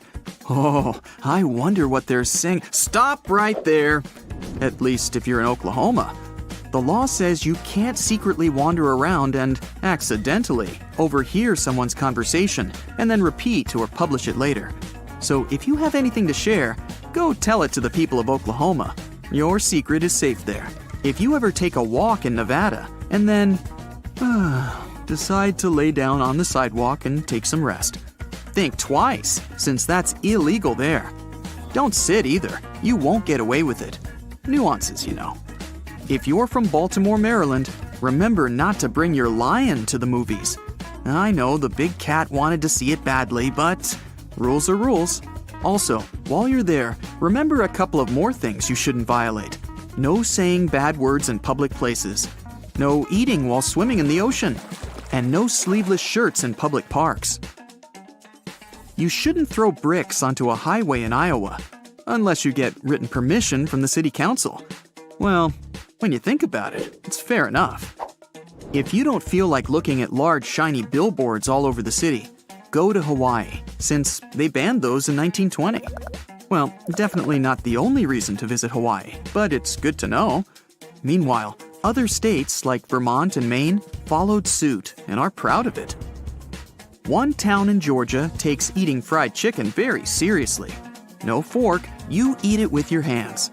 In fact, in 2009, a woman who celebrated her 91st birthday in a restaurant was eating chicken with a fork when the police came and told her she was under arrest. The lady was later pardoned, but careful how you eat your chicken in Georgia. What else is there to say? Speaking of which, do you know why the chicken crossed the road? Not sure, but what I do know is that these jokes certainly weren't made up in Georgia, since there, it's illegal for a chicken to do just that. You think silly string is fun?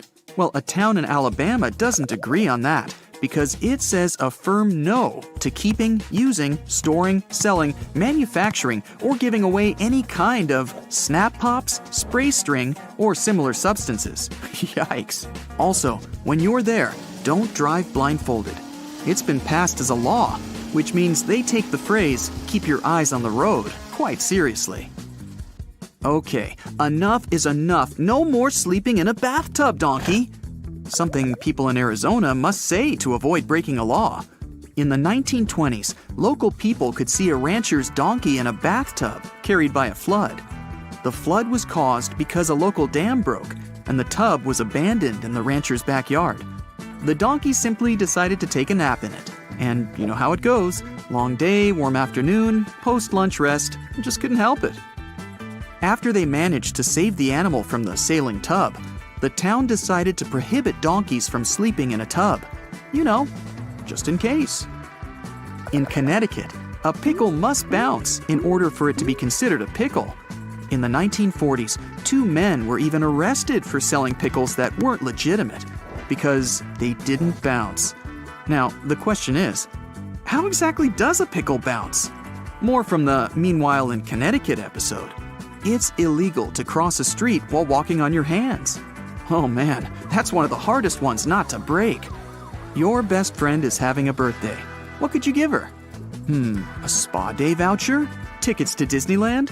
Dinner at a fancy restaurant? A rat? Well, unfortunately, a rat is out of the legal game if you're in Montana. Well, you've got to respect the law. Luckily, if you're from Florida, rats are a completely fine gift. At least, way better than some bigger animals.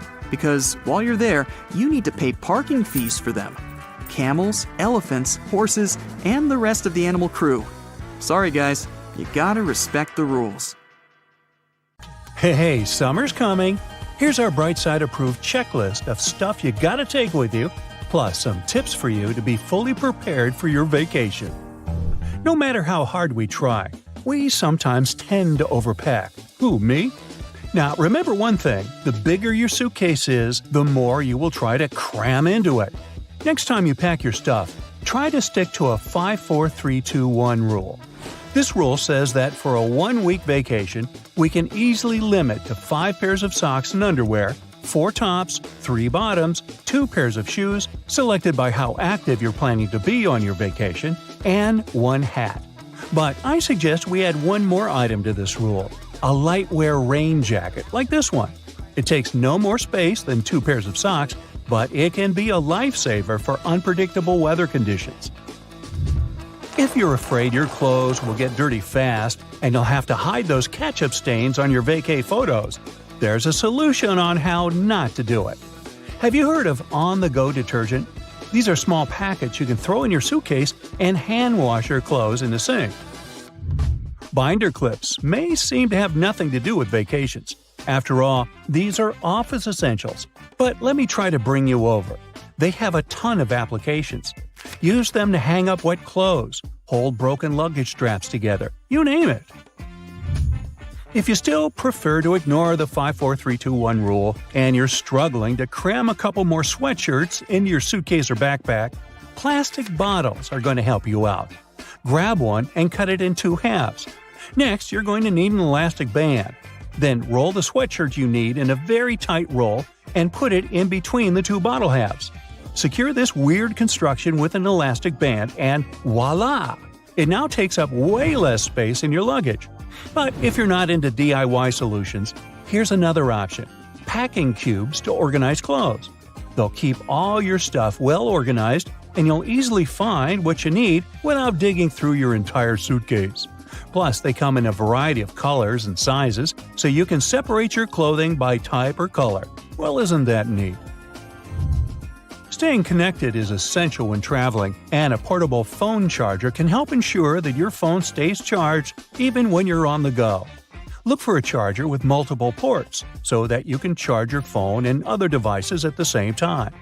Just a quick tip here: many devices are now switching to Type-C cables, so make sure all your devices are compatible with your portable charger. If you're a frequent traveler, here's a piece of advice for you. Never ever unpack your toiletries. This way you won't forget anything next time you fly. The best solution is to keep a separate kit with all the products you need, like a contact lens case or a toothbrush. But if you still don't have one, it's high time you made up your goodie bag with your essentials. You probably already have small bottles at home.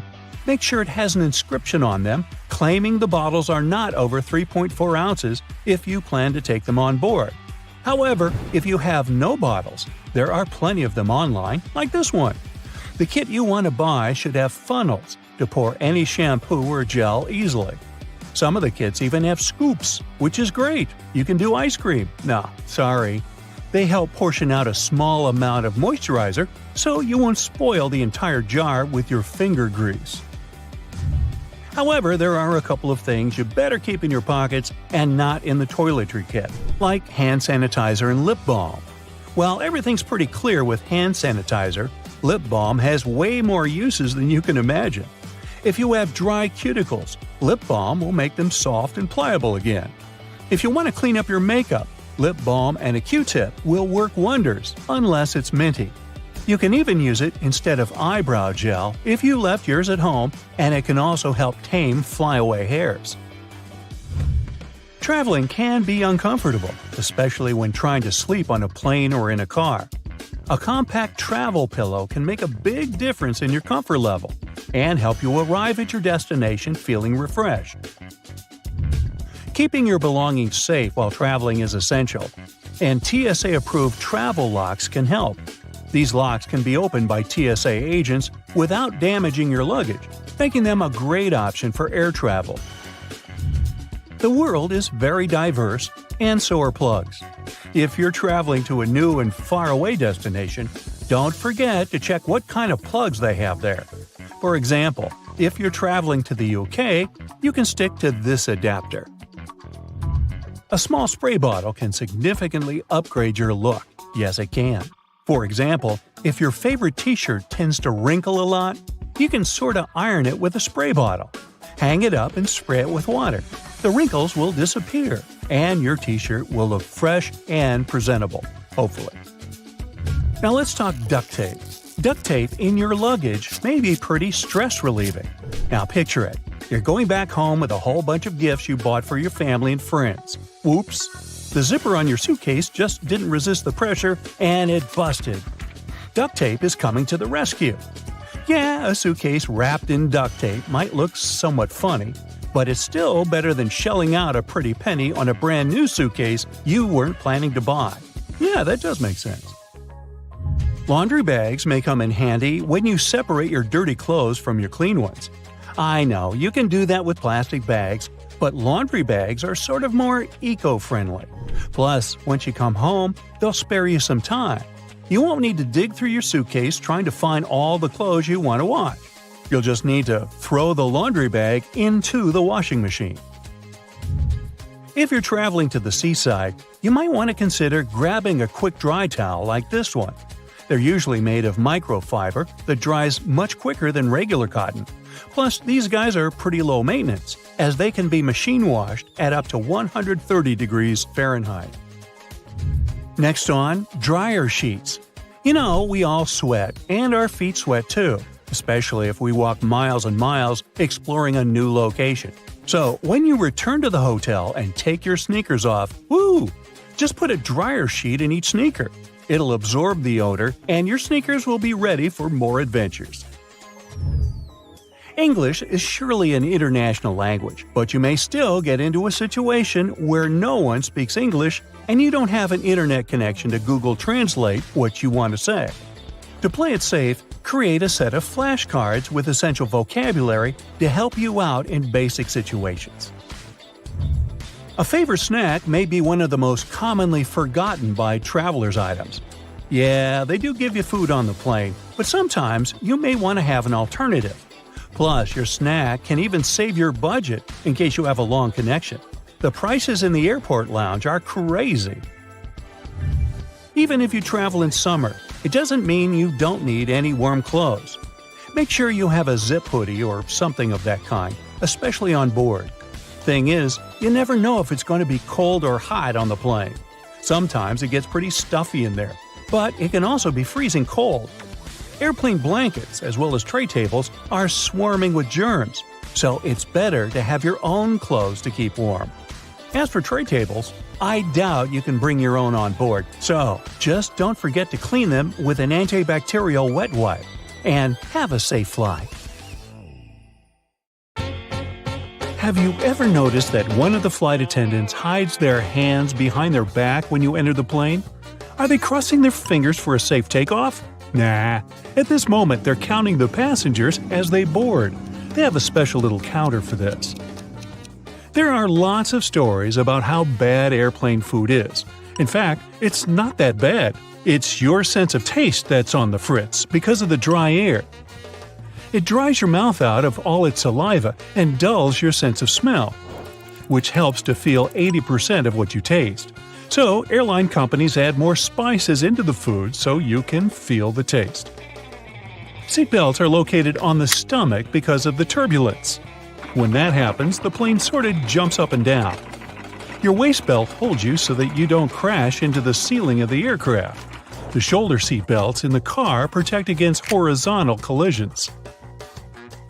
By the way, flight attendants also have shoulder seat belts. It's because they always sit facing the passengers to keep order. While all passengers are flying face forward, the cabin crew sits backward. If the plane goes forward sharply, passengers get pushed into seats, and the flight attendants are held by shoulder and waist belts. Even if lightning strikes a plane, the passengers won't feel it. The entire aircraft is covered with an aluminum layer that conducts electric current without passing it inside the plane. Good thing. And all electronics and fuel tanks are equipped with additional protection. Before any plane is released from the factory, all this protection is tested by simulating lightning. Many passengers get a headache during the flight, especially right after takeoff. This happens because you're getting up to an altitude higher than Mount Everest in about 10 minutes. The air up there is thin. Your brain gets less oxygen. By the way, chewing gum or candies can help. Now, the main reason why the seats on the plane are so uncomfortable is profit. Airlines want to make more money, so they try to fit as many passengers on the plane as possible. Because of this, there's so little space between the seats. 2 additional rows in the cabin provide 12 new passengers. Also, companies make airplane seats lighter to spend less fuel. Seats become smaller and less comfortable. You can feel cold inside a plane, but when the plane is flying at high altitudes, the conditions resemble those in the Sahara Desert. It's all because of very low humidity. Every hour of flight, your body loses a lot of liquid. Stay hydrated, but only choose bottled water. Many companies don't show movies because they can make passengers too sad or emotional. Even if a movie doesn't have a dramatic story with incredible characters, it can still be heartbreaking for passengers. The thing is that our body experiences stress, and we take everything close to heart because of the lower oxygen levels. Also, we're sitting in seats at a high altitude and very far from home. Our brain realizes we're out of control of the situation. This feeling of helplessness can throw a person's emotions out of whack. So, companies only show positive movies and comedies. Some passengers say they feel like they can't think straight during the flight. This happens because of a lack of oxygen, so your mind isn't in top form. Well, better not do any important tasks or make any important decisions. Your corneas are the one part of your body that doesn't have a blood supply. The only way they get oxygen is from the air. So, worsened eyesight and dry eyes are common problems on airplanes. The best solution here is to take with you eye drops along with gum. That worsened vision is the first reason the crew dims the lights and asks you to open the windows during nighttime takeoffs and landings. Your eyes need to be adjusted to the dimness in case of an emergency. The second reason is the plane crew needs to be able to see out the window. There's a theory that hair grows faster during the flight. Some people notice that little stubble appears on their faces after the flight, even if they shaved a few hours before they got on the plane. Anyway, this theory is not confirmed. Some say the cabin pressure, lower temperature, or even heightened stress levels can accelerate hair growth. If you experience stress and get nervous right after you step on the plane, your best solution can be a little training. Go to the gym or make a set of squats before boarding to prevent stress. Also, a good workout compensates for the hours you spend sitting still. Airlines lose and send in the wrong direction several million lost bags a year. Almost half of the lost luggage is lost because of transfer issues. They may not deliver your suitcase just because of lack of time. A plane can fly away before loaders put your luggage there. When this happens, they might carry these bags to another flight. And when your bag goes to the wrong place, it can be taken by other passengers accidentally. If you want to find your lost luggage quickly, take a photo of it in advance and then show it to the airport workers. You can also buy a special GPS tracker and put it in your suitcase. It works for 6 days, and you can use your phone to locate your luggage wherever it is. Airport staff take unclaimed luggage to a special center. If the owner doesn't show up within 3 months, the things inside the bags will be put up for sale in specialized stores. There, you can find clothes, jewelry, and electronic devices. And of course, it all comes with a big discount. The rumbling noise you hear after boarding is not my stomach. It is luggage being loaded on the plane. The compartment is right under the cabin of the aircraft, so it sounds quite loud. Aircraft tires can withstand pressure 4 to 5 times more than a plane actually gives them during landing. The metal wheel is more likely to break than the tire. Pilots also have different meals. This is necessary to reduce the risk of food poisoning. The flight can go well even if one of the pilot feels bad because of a stale burrito.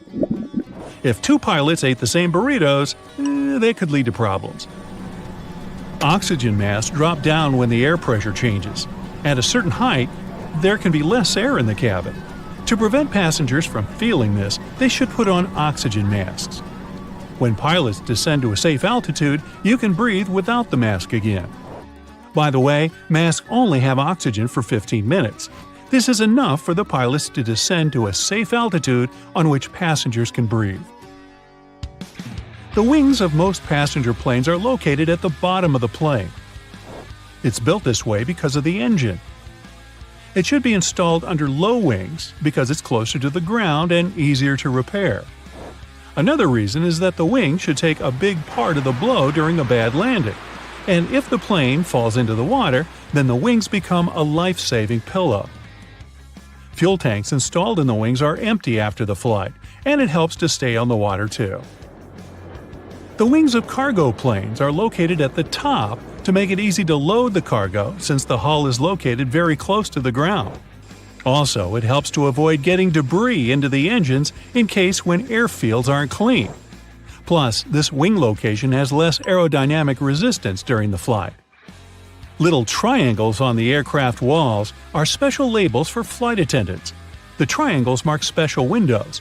You can see flashing indicators through these windows. It signals the landing gear is retracted and the flaps are closed. But for ordinary passengers, this is the place with the best view of the wings.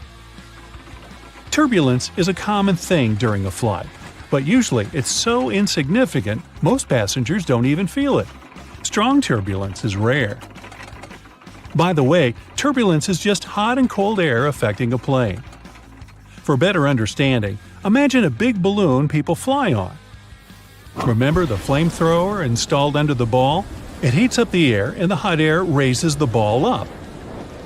So turbulence is the hot air created by nature, and it makes the same thing with a plane that it makes with a balloon. Also, turbulence can occur if the plane gets under the hot air stream left by another plane. Let me continue my world tour, and now we're heading straight to Europe. Let's start our journey in Greece, a place with thousands of years of history. Even in modern days, there are still ancient ruins there that are being carefully preserved, and it's an interesting ride. The airport of Athens has a built-in museum with ancient artifacts. And here's how ancient and modern coexist there. Here's the view of the Acropolis from the street. A Spartan roaming the streets of Greece. A Redditor shared a photo of a modern building built right over the ancient ruins. The visitors can see the ruins through the glass. Greece is also very well known for its cats roaming the streets everywhere.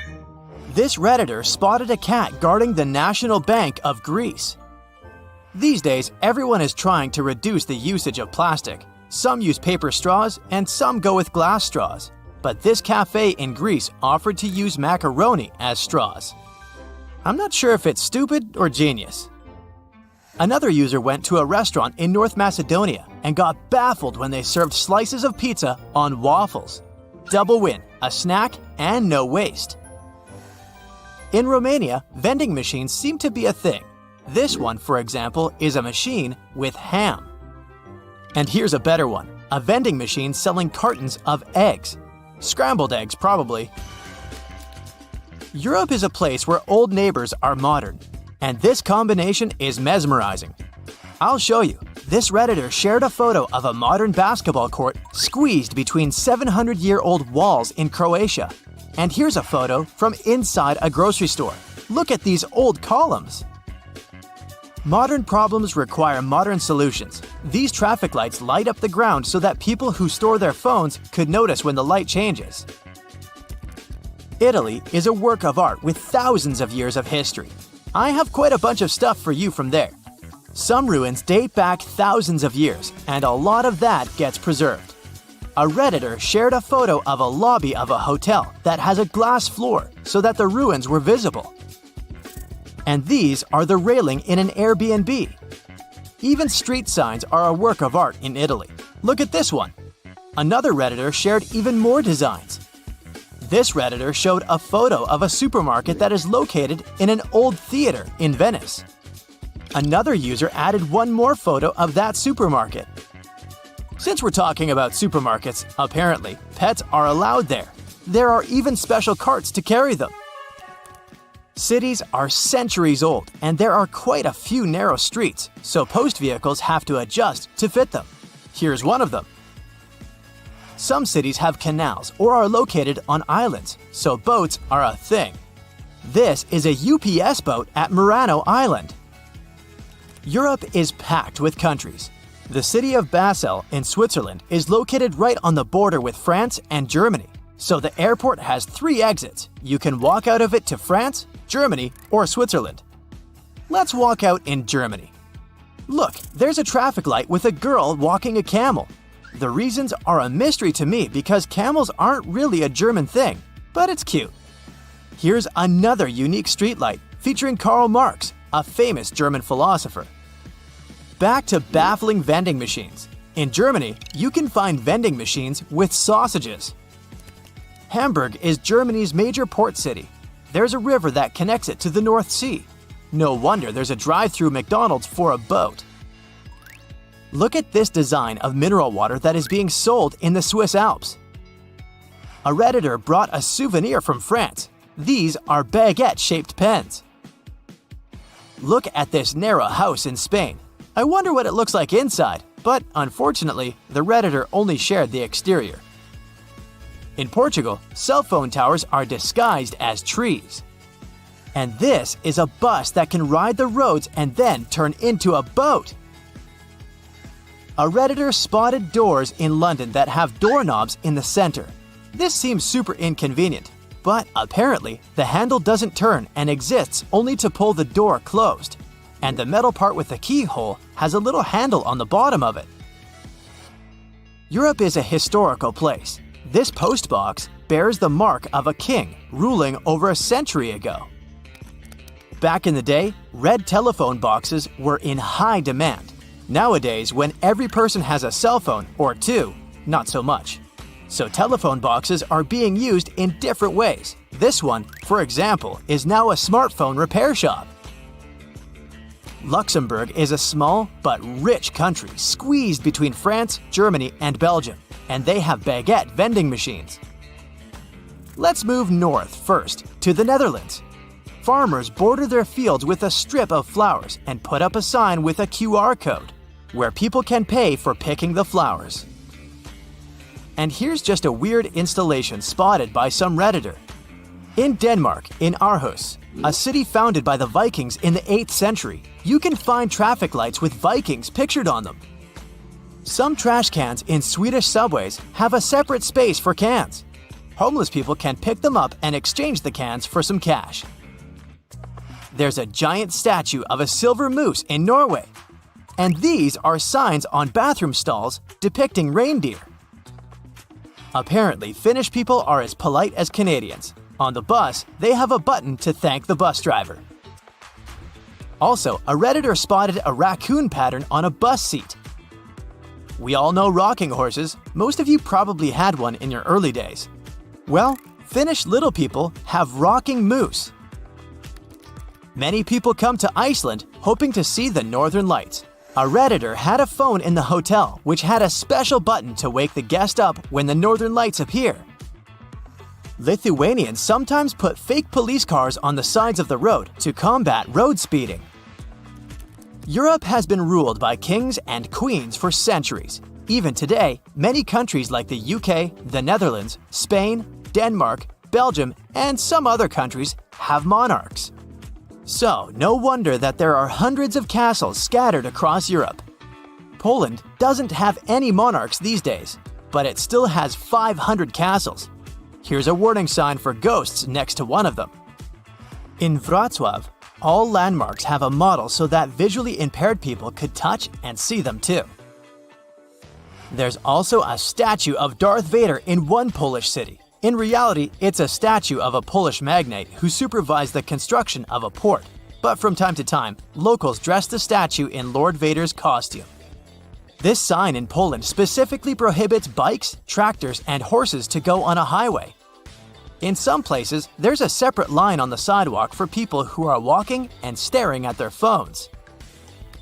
And now we travel across the Atlantic to Africa. This is Dune 7 in Namibia, the 7th biggest dune in the world.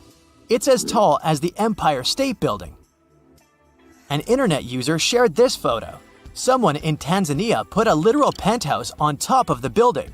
I did some research and found out that it's a hotel. Still doesn't explain the roof, but I'm totally buying it. Maybe it's marketing. Drivers in Mozambique should be careful and watch out for elephants. And this is a sign from South Africa. Watch out for penguins.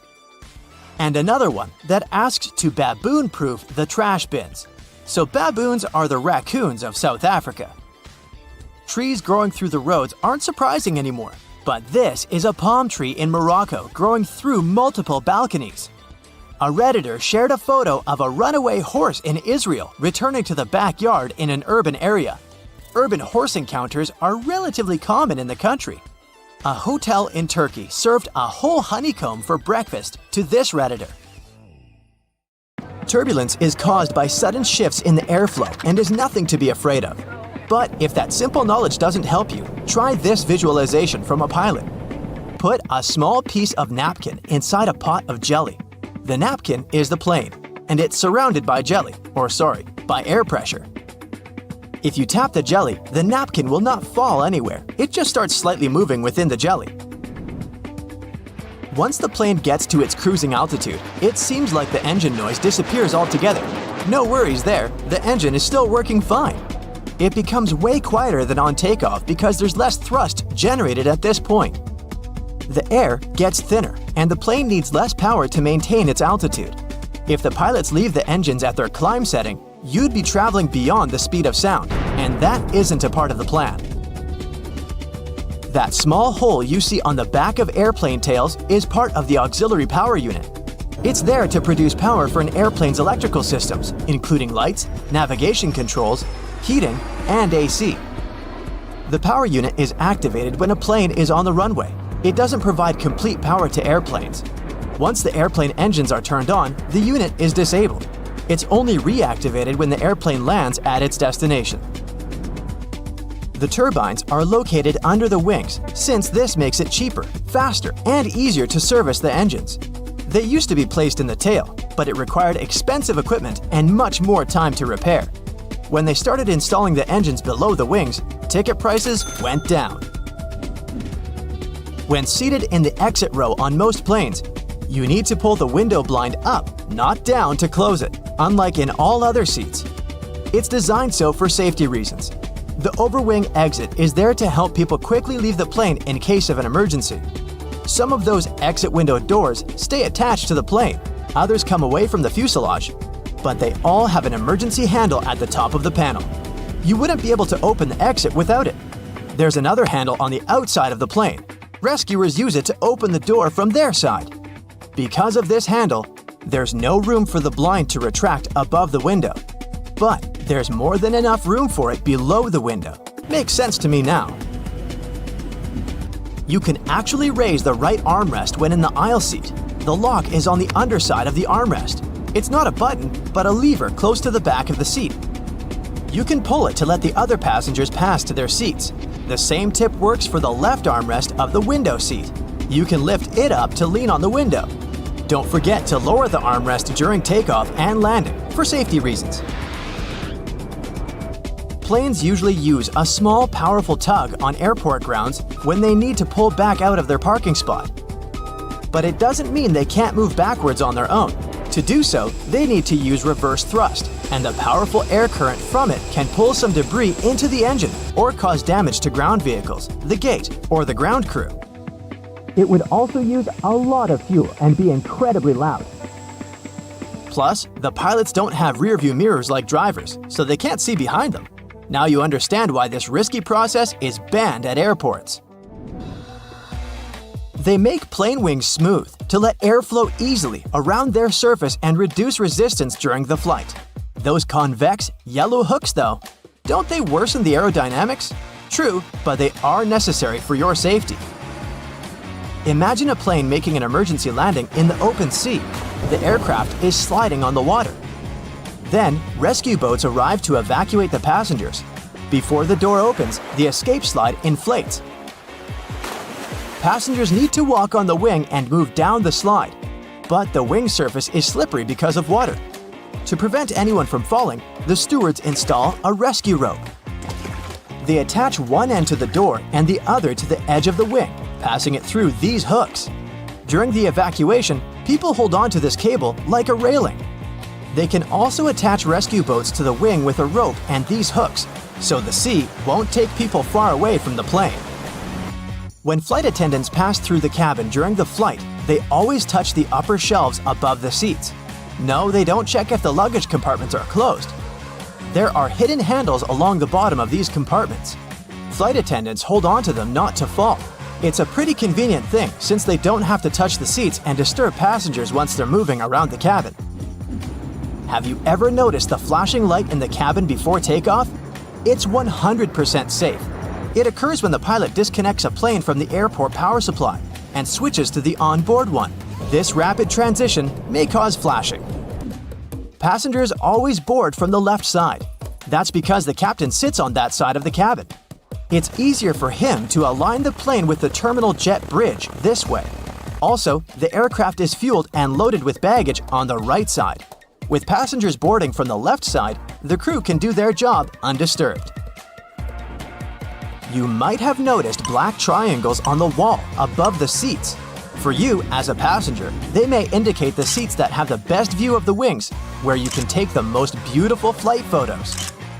But the triangles aren't there for this reason, of course. The crew members monitor the condition of the aircraft through windows under these signs.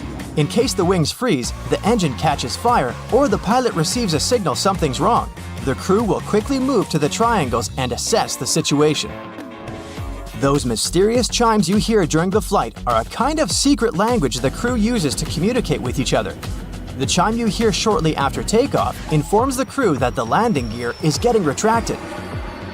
A single chime during the flight is a sign that one of the passengers needs the assistance of the crew. When they're serving meals and run out of food or drinks, they can ask their colleagues to share using a high and low chime combo. 3 low tones mean serious turbulence is approaching, so the crew needs to buckle up. A seatbelt on an airplane has a slightly different purpose from that in your car. The one in the vehicle protects you from a horizontal hit. When a plane is going through turbulence, it's shaking up and down. Your waist belt keeps you from hitting the ceiling. The tray table, the seatbelt buckle, and the toilet door handle. Those are some major feeding grounds for bacteria. But the seat pockets aren't any cleaner. Passengers leave their used tissues or wipes in there after cleaning a runny nose or coughing. They also become a residence for other sorts of trash. Even once the trash is out, the bacteria remain in their cozy pocket home. The next passenger becomes their new prospective target. Blech. Extreme heat is one of the weather conditions that can stop a plane from flying. Airplanes fly by generating lift with their wings. The air below the wings takes the plane up. In extreme heat, the airplane can't produce that much lift. That's because hot air expands and becomes way less dense than cold air. With less lift, the plane may find it really hard to take off and fly. Electronics will unlikely respond well to extreme heat or humidity, and the AC system may fail. Smaller jets can't operate at a temperature of over 118 degrees Fahrenheit. Larger Airbus and Boeing planes perform the best below 126 degrees Fahrenheit.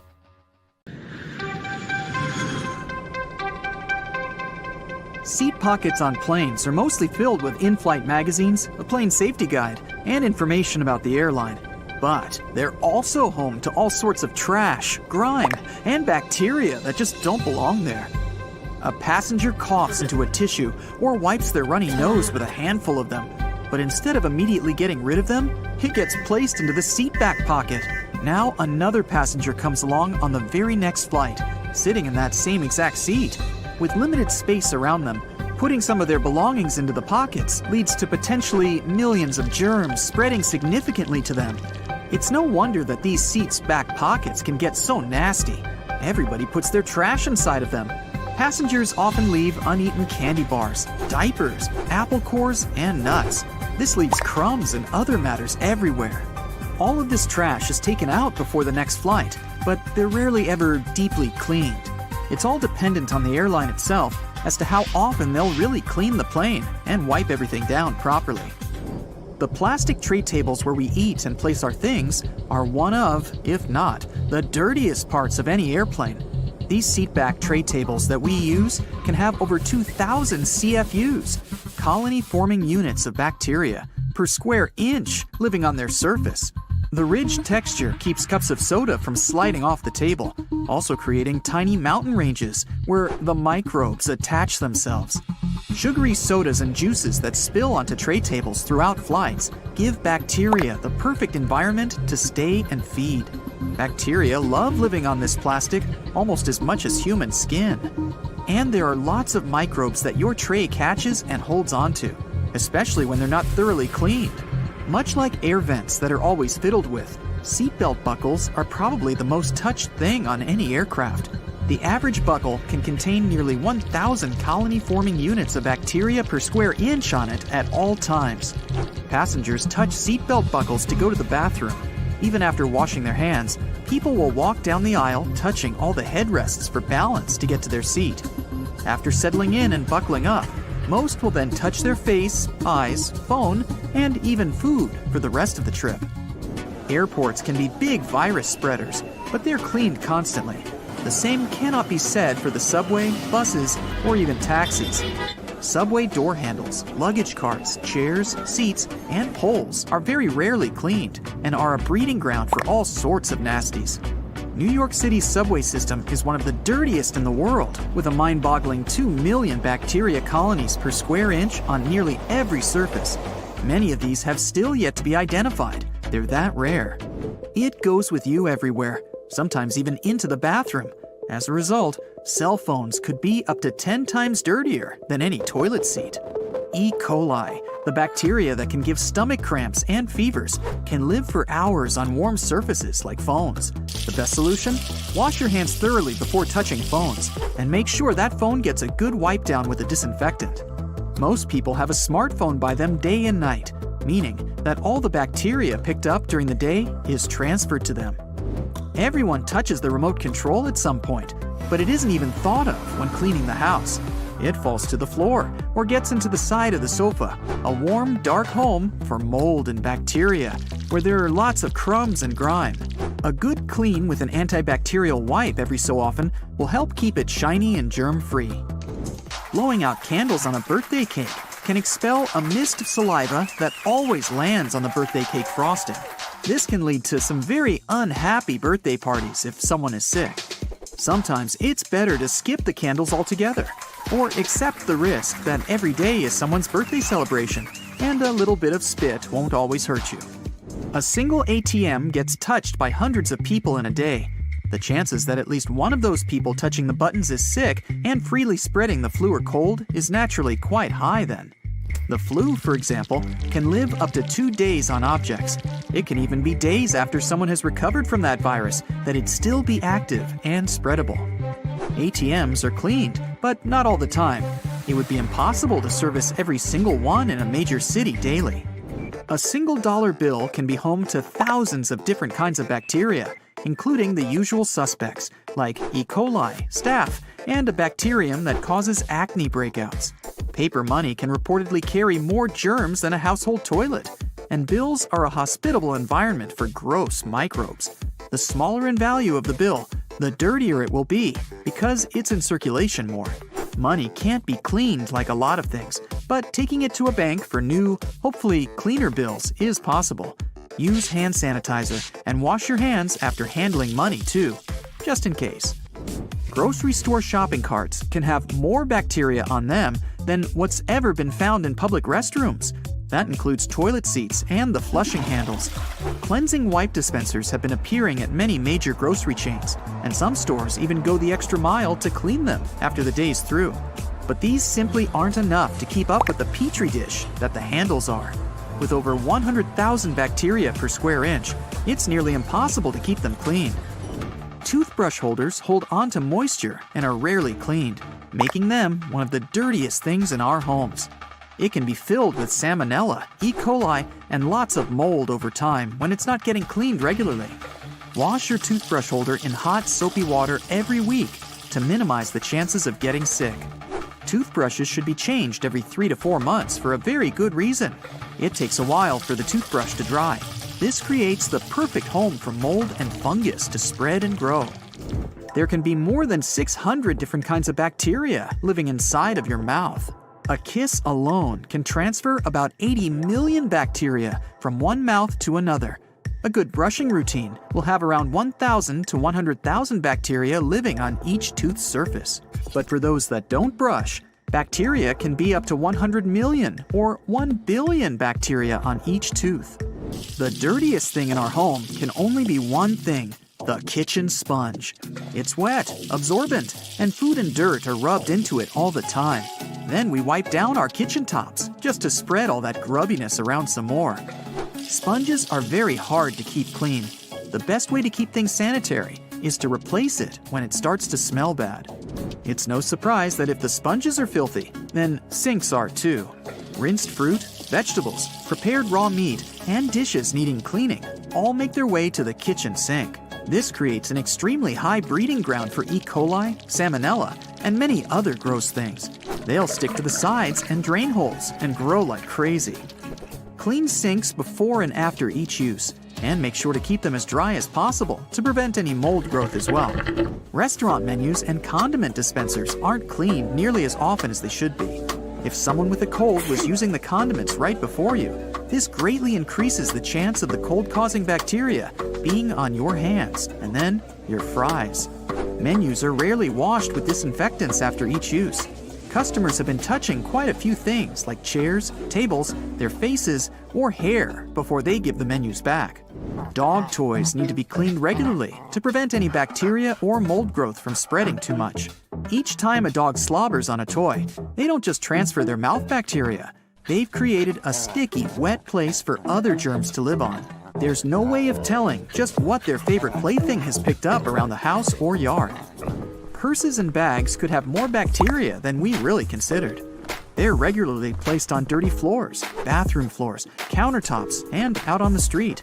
This exposes them to all sorts of germs, like salmonella, E. coli, mold, and fungus, all the time. Alcohol wipes are very good to carry around in your purse or bag to give them a good wipe down when needed. Drinking fountains are a cesspool of bacteria and germs. Over 2 million bacteria per square inch can be found on the fountain's faucets alone. As they get wet and touched by hundreds of hands, the bacteria and mold begin to grow. If someone has coughed or sneezed near it recently, those particles will cling onto the water. This creates a higher chance of the next person drinking from it catching something. Check around the corner, under the bed. Wait, what's that hiding over there? Hotels are supposed to be your home away from home, but do you know what secrets they're keeping? Here's what no staff member or manager would ever tell you. Some hotel owners are very superstitious of the number 13, or they know guests might be. Whatever the case, you may find room 13 or the entire 13th floor completely missing. In the Far East, the same can be said about the number 4. You can easily get an upgraded room without any additional charge if you have a birthday, anniversary, or wedding. Just call ahead of time and warn them about the upcoming event. You might be checking that bed for stains and bugs, but you're probably overlooking the dirtiest thing in the room, the TV remote. It doesn't get disinfected between guests. Put it in a plastic sandwich baggie before using it. Plenty of other filthy things in that room, but we'll touch on those later. Every hotel has a place where housekeeping stores forgotten things. The most frequently lost items are phone chargers, but more interesting discoveries have been found: false teeth, glass eyes, and even boxes of worms. If no one comes for these strange treasures after 5 or 10 years, yes, they're nice enough to wait. The cleaners raffle the lost items among themselves. Some luxury ones may have hidden cameras built in for safety reasons. The most common place for this is the door peepholes. So always put a piece of masking tape or putty over the one in your room. But hidden cameras in the room itself are never okay. To check the place, turn off the overhead light and switch on your phone's front-facing camera. Slowly scan the room. Your front camera will pick up their infrared light. Common spots are near the bed and in the bathroom, so check those areas thoroughly. Hotel owners often let their friends and family stay for free. You wouldn't know it since they usually leave before peak season starts. The employees and cleaners also get in on some perks. They keep towels, slippers, bathrobes, and shampoos. But what you might not know is that hotel chains are fine with you taking things from the room. Stationery, toiletries, coffee mugs, umbrellas, anything with their name and logo on it. This will serve as free advertisement when you take those things with you. Those beautiful bright vegetables and fruits near the hotel restaurant's entrance aren't just a decoration. They trick your body into feeling full before you even get your plate. You eat less, and the company saves money. They may give you extra bottles of shower gel or other toiletries, but there are ones that charge you for grabbing too much food during the breakfast buffet. To avoid upsetting the cooks with the amount of discarded food, some hotels in certain countries make their guests pay for anything left uneaten on the plate. No hotel chain would willingly tell you how to get the biggest discount for your stay. So if you have a limited budget, make a reservation after 6 p.m. This is when the sales department tries to sell all canceled reservations at the last minute. That often means cutting the price down, sometimes in half. The first Sunday of the month is the best time to check in. Vacationers are leaving, business travelers haven't arrived yet, so most of the best rooms will be available. To get the top pick, use a special service called rooming. You can view everything in the hotel and choose which room you like the most. Just ask the receptionist about it. They won't willingly speak up about other free services unless you ask. Free phone chargers, hair irons, bottled water, and board games are among them. They can also order a transfer for you, book concert or theater tickets, and wake you up at a specified time. Hotels can refuse you at check-in, even if you've paid for a booking in advance. They can cancel your reservation if you don't show up before 6 p.m. If something's holding you up on your way, call and let them know in advance. Even if you arrive on time, you can still be denied a room. It usually happens when the hotel is overbooked. In that case, they might redirect you to a different one. Even more surprising, the chances of this happening depend on who you are. Young single men, couples, and groups of friends will usually get the boot before a family or a single older woman. It's because the first group is usually more flexible about the unexpected move. Before you pounce on that minibar, better check to see if those drinks are sealed. Hotel workers say they've had cases where guests finished all the provided beverages and then filled the bottles up with tap water to avoid paying for them. Shh, you didn't hear it from me. Large chains often have their own special transport for meeting important guests or getting around town. Their own taxis are usually cheaper than city ones. So if you want to save some money, check the cost of their transport at the reception. But don't ask the receptionist to recommend where you should have a meal. The hotel clerk will point you to a local place that pays them for the recommendations, even if it's overpriced and tasteless there. Guests don't really pay for the room itself, but for the hotel's location. Proximity to the airport, the beach, downtown, and famous sites will cost you an additional amount. Yes, even if it doesn't have any stars at all, and the conditions inside aren't great. Think twice before handing over your keys for valet parking. There have been cases when hotel workers took an expensive car for a joyride and even filmed it. My car? No. A famous person could be staying in the room right next to you. Nobody would know it, since they get to use made-up names to conceal their identity. For the rest of us common folk, that's not allowed. You requested a single room with a big bed and a nice view of the beach. What you got? A room with 2 small beds and a lovely view of a brick wall. It happens all the time. But they're supposed to give you compensation or some free service to make up for the difference. Know your right to this if the manager doesn't offer. The safe in your room can be anything but safe. If you have some valuables, ask the receptionist to put them in the main hotel safe up front. This place is usually much more secure since all the staff doesn't have access to it. Although hotel chairs and sofas look clean, wait till you see one under a microscope. Don't sit on them without first laying down a towel or blanket.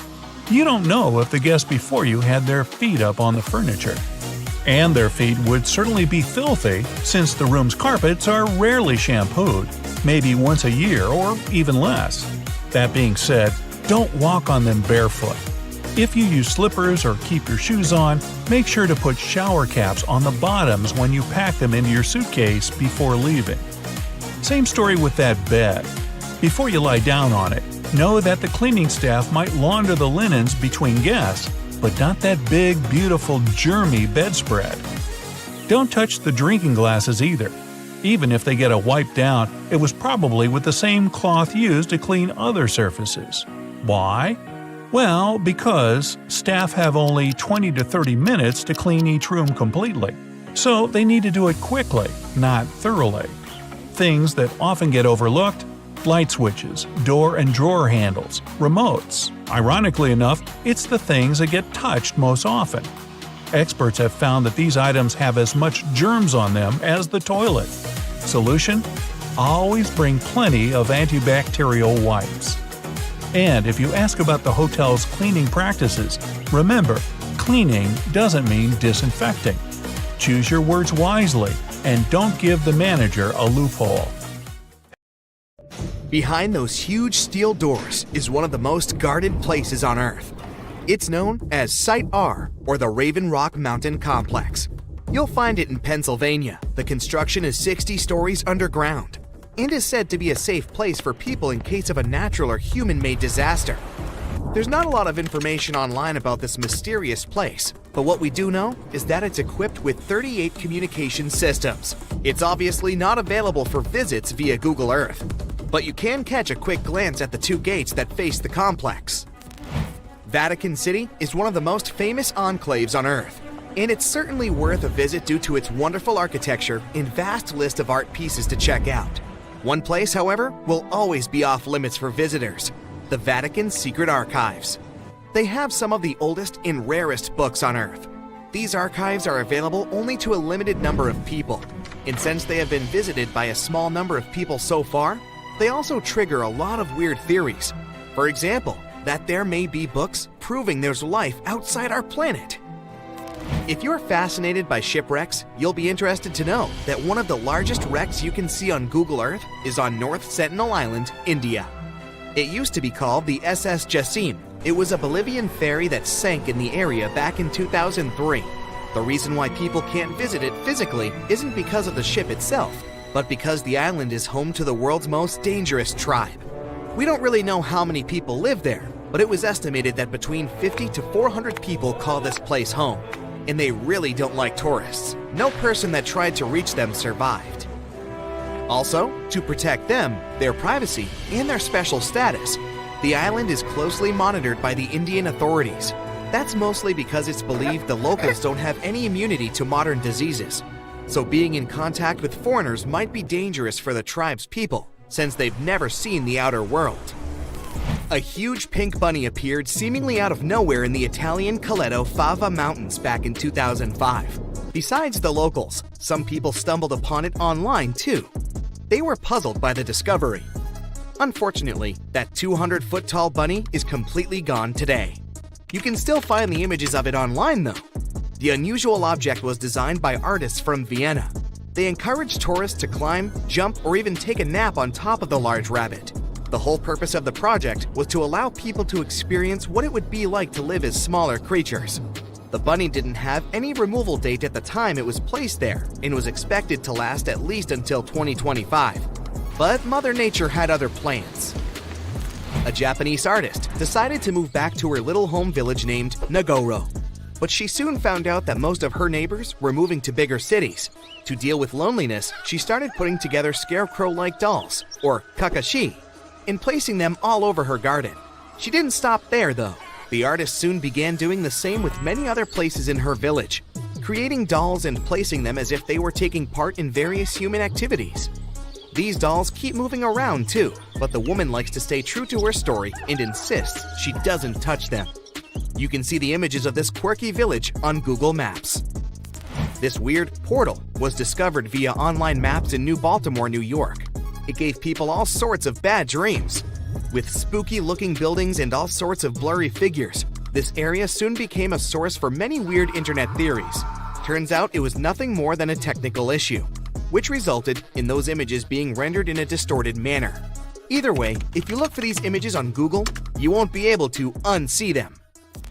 This cute miniature world map was created by an artist from Denmark. He continuously worked on this tedious project from 1944 until 1967, using mostly his hands and just a few tools for moving heavy rocks around. He gathered stones at the edge of the water, then recreated the map of the world on the surface of this lake. During the winter, he was able to use a sled to transport larger pieces of rock over the ice and then place them in the perfect position. Apart from the continents themselves, the map also features rivers and lakes, as well as some other famous landmarks. Care to have a look at a sea without any coasts? Search for the Sargasso Sea. You'll find it in the northern Atlantic Ocean. This weird sea is surrounded by 4 ocean currents and no dry land at all. It got its name from the seaweed that grows there, sargassum. Fingerprints on the lens of a satellite camera? You may be tricked into thinking this if you search for the Finger Maze. It's located in the city of Brighton, UK, and is a large fingerprint created in Hove Park. It also has a maze at the center. It can be really hard and time-consuming to look for wild animals on Google Earth, but the Geo browser does have a nice feature that can help if you're eager to see hippos and flamingos in their natural habitat. Try Googling animals from above and start scrolling through these images. This unique feature can take you from Kenya to Namibia and even all the way to Antarctica, where you can see emperor penguins. There are some places on Google Maps that, for specific reasons, aren't available for the online public, like the Royal Palace in Amsterdam. If you head over there via Google Earth, you'll see that everything around the Dutch Royal Palace is still visible, like the vegetation and roads, but the construction itself is blurred from all angles. That's probably because local authorities want to keep the unique views of the palace for the eyes of physical visitors only. The same goes for the Tantaco National Park in Chile. This one is a privately owned nature reserve that can only be seen on Google Maps from a distance. Once you reach a certain point, the zoom feature stops working. Some people say that since it's a nature preserve, it may be home to some endangered species, and extreme measures are taken for their protection. You know how a certain brand of fried chicken has a certain kernel on their logo? Yeah, you won't see any of these logos in high resolution on Google Maps. That's because the online map uses specific algorithms to detect people's faces and blur them out. As you can see, it's not always really that accurate. It's called Snake Island, and the Brazilian authorities prohibit people from visiting it. For good reason. You'll find the island near the city of Sao Paulo in Brazil. It's said to be home to over 4,000 snakes. Some of the most venomous types of reptiles on Earth call this place home. If that's not creepy enough, how about that some of them are so dangerous that a small drop of their venom can permanently damage the human skin? You can see the shape of the island on Google Earth, but the more you zoom in, the blurrier it becomes. Here's another cool thing you can do on Google Earth. Time travel. Well, at least sort of. You won't be able to travel back in time and tell yourself to study more for that tricky exam, but you can see certain historical images of places you like. You can check if this feature works by looking at the upper left corner of the screen. If you can see a small icon with a clock, it may allow you to scroll some years back, but you can also see how sunlight affects Earth if you turn on the sunlight feature. Hotels are places where you know for sure lots of people stay every day. And not all of those places pay attention to cleanliness as much as they should. There can be bed bugs and other pests around that you won't notice until it's too late. So here's the deal. When you arrive at a hotel and open your room, don't rush to open your bags and put all your clothes onto the shelves, and especially the bed. Better place your bags into the bathtub for the time being, and go check the room for those pesky bugs. Check out all the rugs, soft furniture, cushions, and all other places that pests could live in. Only after you've done that, take your bags out of the bathtub and unpack. The bathtub is the safest place because no bugs are able to survive there. So, naturally, none of them will crawl into your stuff while you're not looking. You may want to throw that comforter on the floor at once, by the way. While sheets may be cleaned regularly, the comforters are not. Some hotels wash them every week or so, but others don't even bother. Same goes for your bedding. Most high-end hotels will change the sheets daily. but a lot of budget ones don't change the pillows or bedding after a guest checks out. Definitely a good idea to request fresh pillowcases when you arrive. It's also best not to drink out of that glass in the bathroom, as many glasses aren't cleaned properly. Some workers even use disinfectant or furniture polish to get the glasses looking spotless. Ever wondered why they never use fitted sheets in hotels? They might be convenient, but they're impractical for hotel use. The sheets are changed much more often than you do it at home, and the elastic becomes worn out all too soon. Besides, it's a nightmare to store fitted sheets. They have to be of 2 different sizes, one for either type of bed. It's just easier to take 2 universal flat sheets per double bed and get on with it. Speaking of sheets, you must have noticed that bed linen and towels in hotels are almost always white. The first reason is convenience, of course. When everything is white, it's easy to wash it all together and use bleach to get rid of any possible stains. The second explanation, however, is customer experience. According to public polls, people perceive a white color as luxurious and fresh, which makes their stay more pleasant. If you see an unusually attractive price for a room on a website, be careful. It might not include a mandatory resort fee. If you have an option to pay for a room in advance, you'll see the final cost at the checkout. It'll normally list the initial price you saw before booking and all the extra charges, resort fee included. If you decide to pay at the hotel though, you might be up for a surprise when you check out, so always make sure to read the fine print. You may have seen a rather weird thing in many hotels, a phone in the bathroom, especially just next to the toilet. You'd probably be surprised to know that it's an actual requirement for hotels to receive a 4-diamond rating from AAA. But this also makes pretty good sense. For example, if you slip and fall on the wet floor of the bathroom, a phone can be handy to call for help. Returning to bathrooms, hotels typically don't provide plungers in rooms. You see, hotels want you to have a feeling that you're the first person ever to enter the room you're staying in. It's a question of your comfort, which is the primary concern of any respectable hotel. And a plunger in the bathroom, according to anonymous polls, makes people think that the toilet may malfunction at some point, which doesn't help the image. If your hotel has card keys with magnetic strips, make sure you put your card key apart from your cell phone and wallet. The problem is that key cards are rewritten quite a lot, and they're designed for that process to be quick and easy. So, a fairly strong magnet, like the one in your cell phone, could erase your key card, and you wouldn't be able to get inside your room. The hotel will surely provide you with a new card, but that's still inconvenient. Many hotels only accept credit cards as a form of payment, and without one, you won't be able to book a room directly or use the paid services provided by the place. Booking a room is just the first step of your stay at a hotel. During your vacation or business trip, you might use the minibar or other paid services that you'll only have to pay for at the checkout.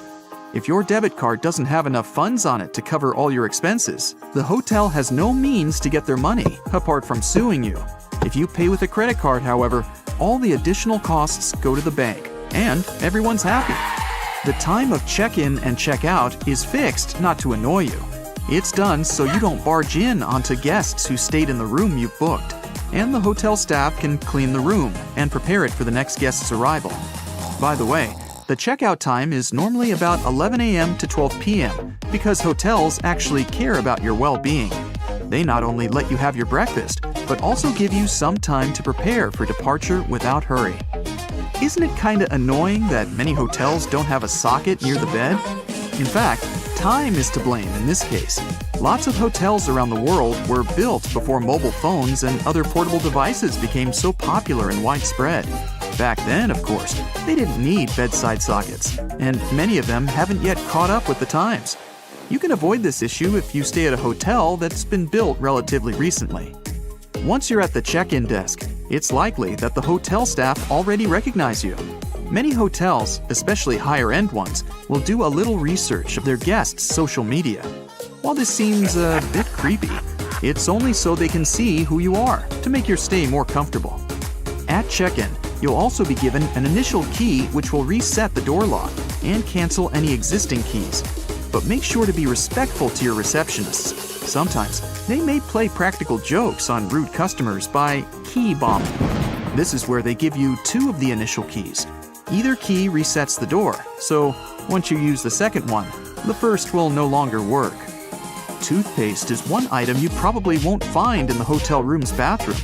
For budget hotels, it's often too expensive to order, as it's classified as a medical supply. For luxury hotels, it's the opposite. They often can't find a toothpaste manufacturer that's fancy enough to be present in their rooms. While the staff clean hotel rooms frequently, disinfecting smaller items is not on the top of their priority list. Remote controls and phones are some of the dirtiest things in a hotel room. So do yourself a favor and bring some disinfectant wipes to clean them before use. If you're thinking about putting your valuables in the safe for security, you may also want to think twice. Hotel locks use passcodes instead of locks, so there's a high chance someone in the hotel will know the master code. And who knows who else could get their hands on this information? Hotels usually overbook themselves, as the average daily no-show rate is around 10%. This means there's a chance that you won't actually get your reserved room. If you show up and there are no available rooms, chances are you'll get walked. This basically means the hotel will pay for a room at another similar hotel in the area. There's a surprising amount of items left in rooms that hotels don't want you to know about. In one hotel in Portugal, a worker even found a shark that was left behind. With no idea how it ended up there, the shark was eventually returned to its natural habitat, safe and sound. Most, if not all, hotels have fully carpeted floors, and there's a couple of very good reasons for that. First of all, it's your safety. You're far less likely to slip and fall on a carpet than on a wooden or tiled floor. Secondly, it's much more cost-effective because it's faster and cheaper to replace a spoiled carpet than change the whole flooring in a room. And finally, carpets add to the room's soundproofing, which you'll be thankful for if you have overly active neighbors. Ever wondered what a continental breakfast is and why it's called that? In fact, the name comes from the UK, which is a group of islands, and it means a breakfast that's served in continental Europe. It may include pastries, sliced bread with different toppings, meat, cheese, fruit juice, and hot beverages.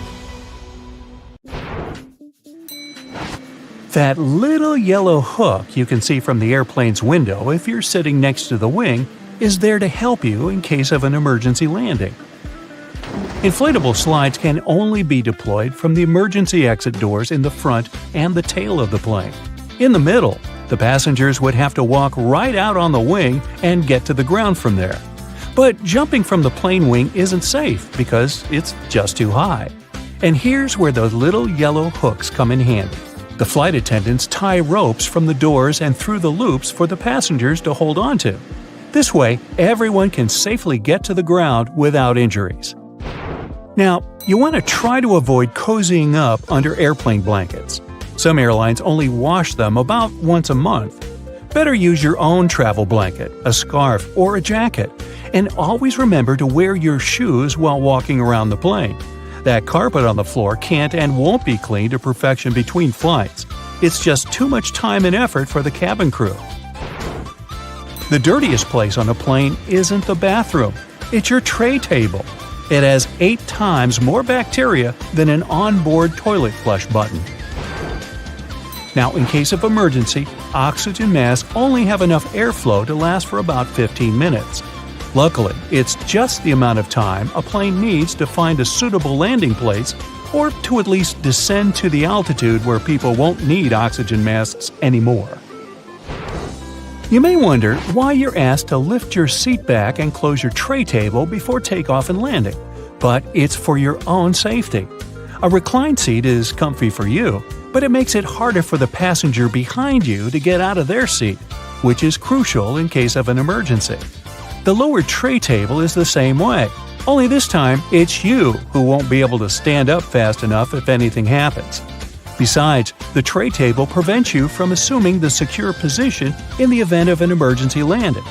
This position requires you to bend over in your seat, put your head between your knees, and cover the back of your head with your hands. Imagine doing that while your tray table is open. If you look around the cabin, you'll notice little black or red triangles around the midsection of the plane. These stickers let the flight attendants know where the airplane wings are located so they can immediately look out the right window to see if something is amiss outside.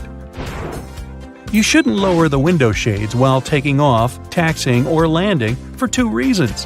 First, the flight attendants must always be able to monitor the situation outside, and open shades help them with that, obviously. Second, if something's gone wrong on board the plane while it's on the ground, for example, a fire, the ground crews won't be able to see it and evaluate the situation before going in unless the windows are open. That tiny hole you see at the bottom of any airplane window isn't there to scare you nuts. In fact, it helps keep the pressure from the inside and the outside of the window equalized. The hole itself is only made in the second layer of glass, and there are 3 of them overall, which also helps with security, by the way. Even if the outer glass breaks, there will still be 2 more to keep you safe. Now, you might see flight attendants touching the overhead compartments while they're walking along the aisle, but that's not exactly what they do. Right beneath the compartments, there's usually a handrail that goes all the way through the cabin, so you can also use this trick to stay firmer on your feet in the aisle. The pilots dim the lights in the cabin during nighttime, not for you to get cozy and sleepy. Our eyes have a hard time adjusting to darkness in the first few minutes of sudden lights out.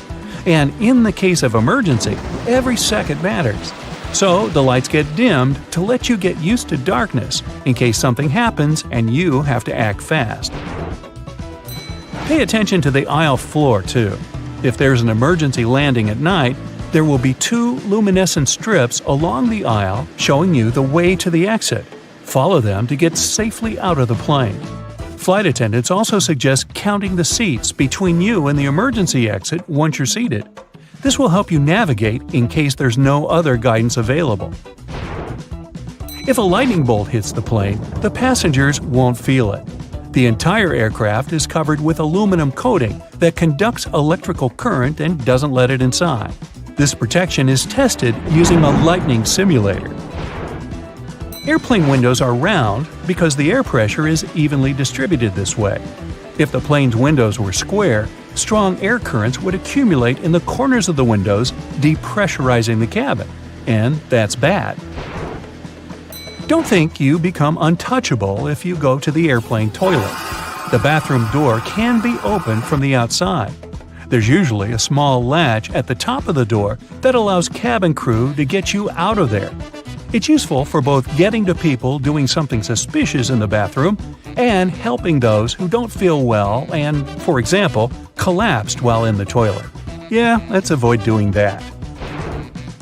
The plane's wings flash red and green lights at night to show the direction the plane is heading in. A green light is always on the right wing, and a red one is on the left. Aircraft tires are designed to withstand 4 to 5 times more pressure than they actually experience upon landing. The wheel is more likely to break than the tire. Pilots always have different meals. This is necessary to reduce the risk of food poisoning. The flight can still go well if one of the pilots has gone down because of a stale burrito, but not if it's both of them. And try not to both of you eat the fish. Some airlines don't allow pilots to have beards. Facial hair can prevent securely fitting the oxygen mask, and pilots must always remain conscious. The seats are blue in most aircraft because this color soothes people. It's also easy to keep clean. The rumbling noise you hear after boarding the plane is luggage being loaded on the plane. The compartment is right beneath the cabin, so it can sound quite loud sometimes. On most flights longer than 7 or 8 hours, pilots have access to a specially designed rest seat in or near the cockpit. Flight attendants typically have a section of the cabin reserved for them, and it's sometimes separated from the passenger areas. Some larger aircraft even feature private crew quarters above or below the main cabin. The wings of most passenger aircraft are located at the bottom of the plane. It's called a low wing. Firstly, if you install the engine under low wings, it'll be closer to the ground and easier to repair. Secondly, the wings will take on part of the shock in case of a hard landing. And if the plane falls into the water, then the wings become a life-saving pillow. By the way, a plane can stay afloat for 10 minutes to 60 hours. It all depends on the model of the plane, weather conditions, and pilot skills. Now, most airplanes are white because this color best reflects the sun rays and the aircraft body doesn't heat up as much. Also, the damage is best seen on white, and white paint is simply cheaper. Shoulder straps seem more secure than just a waist belt, but not in the case of planes. When the plane gets into turbulence, it's tossed a bit in the air. The waist belt will simply hold you in place in case of a more severe shake. Shoulder straps would require more space between the seats, and this is not justified on a plane. In a car, the impact is usually much stronger, so you need that shoulder strap not to whoosh through the windshield. Flight attendant seats do have passenger straps, but that's because they are much less comfortable than passenger ones. They're narrower and positioned facing the passengers. Flight attendants need extra protection simply not to fall off their seats if the plane shakes hard enough. Also, they have to help and direct people during potential evacuation, and for that, they need to be in top shape. Now maybe you've noticed that you always enter the plane from its left side. Firstly, the captain usually sits on that side.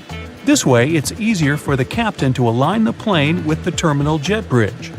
Also, the aircraft is fueled and loaded with the baggage on the right side. If passengers come from the left, the crew can do their job undisturbed. Airports are some of the most visited and, at the same time, mysterious places out there. So, let's see what's going on behind the scenes and what secrets airports hide. At some airports, there are special people called profilers. Such people bring to life a special program called SPOT, Screening Passengers by Observation Technique. They analyze your mimics, gestures, and behavior in order to detect suspicious people. Their job is to notice nonverbal signs of anxiety, people licking their lips, itching, or looking around a lot. If a profiler notices a person acting in an unusual way, they can invite them for an inspection. There, they talk to this person, trying to find out more about them and confirm, or not, their suspicions. Airport agents might also be watching you all the way from the security check to your gate. Some airports have facial recognition scanners that can easily track you. They're equipped with special software that compares passengers' faces with their IDs. Keep in mind that if you don't charge your laptop before the flight, it may be confiscated. It's not uncommon for an airport security officer to ask you to power your device up. If you fail to do it, your gadget can be taken away for an additional check. For safety reasons, it's crucial to make sure that it hasn't been tampered with or modified in a way that can cause harm during the flight. Packing an electric brush in your check-in luggage may land you in trouble.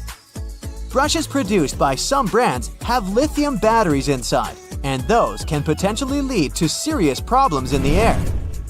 That's why leaving your electric brush in your checked suitcase isn't an option. But you're allowed to store them in your carry-on bag. At the same time, if your device runs on AA batteries, you can put it wherever you want. Anyone who's ever traveled by plane knows about the no liquids rule, but not everybody knows that this rule also applies to peanut butter, toothpaste, creams, lotions, liquid makeup, lava lamps, snow globes, some kinds of medications, deodorant, and even gel shoe inserts. Now, let's go outside for a while and look at those landing spots.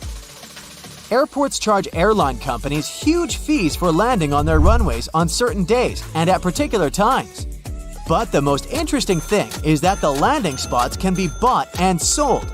For example, in 2016, Oman Air paid Air France around $75 million for one early morning arrival slot at London Heathrow Airport. You must have noticed that airfare has increased over the past decade. That's because of the extremely high prices of landing slots. Dispatchers don't only control the planes in the sky, as you can often see in the movies, but they also look after their movements on the ground. They also control the lighting on the runways. There's 3 types of air traffic controllers: en route, terminal, and tower. Each of these dispatchers has their own area of responsibility. One dispatcher has about 5 monitors, and the information on them is constantly changing since the monitors show weather conditions and information about other planes. You know how it sometimes goes. You come to a security checkpoint, and all of a sudden, it turns out you have something prohibited in your carry-on. But worry not, you still have a chance to save your favorite penknife.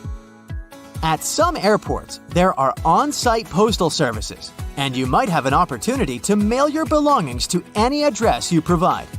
But the mailing fees are pretty high, plus certain items are prohibited, and the postal service won't deliver them. Airports can be selling your lost luggage right now.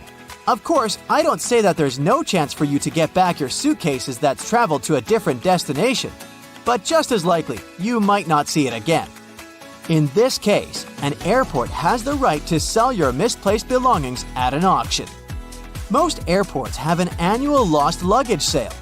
After paying an entry fee, you can bid on electronics, clothes, bags, and other stuff. While flying, you might have a celebrity on board, but you won't know it. Large airports have separate check-in and security procedures for celebrities. They often board the plane directly through a hidden door located beside the jet bridge. Some airlines also use cool cars to transfer VIP passengers from the terminal building to the plane. At the same time, most people come to the airport well ahead of time.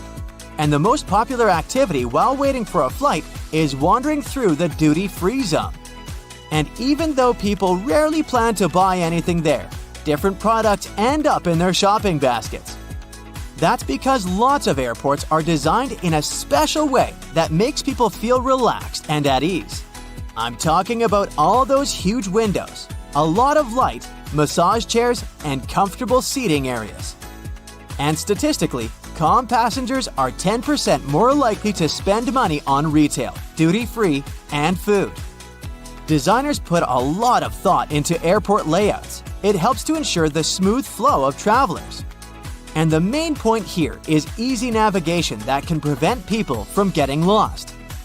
This is achieved through subtle but very effective design cues. And placing duty-free zones between security checkpoints and boarding gates is one of them. They supposedly help you relax after clearing security and lead you where you need to go. But speaking of food, a celebrity chef restaurant at the airport might not be as good as it would be if you were visiting the real thing.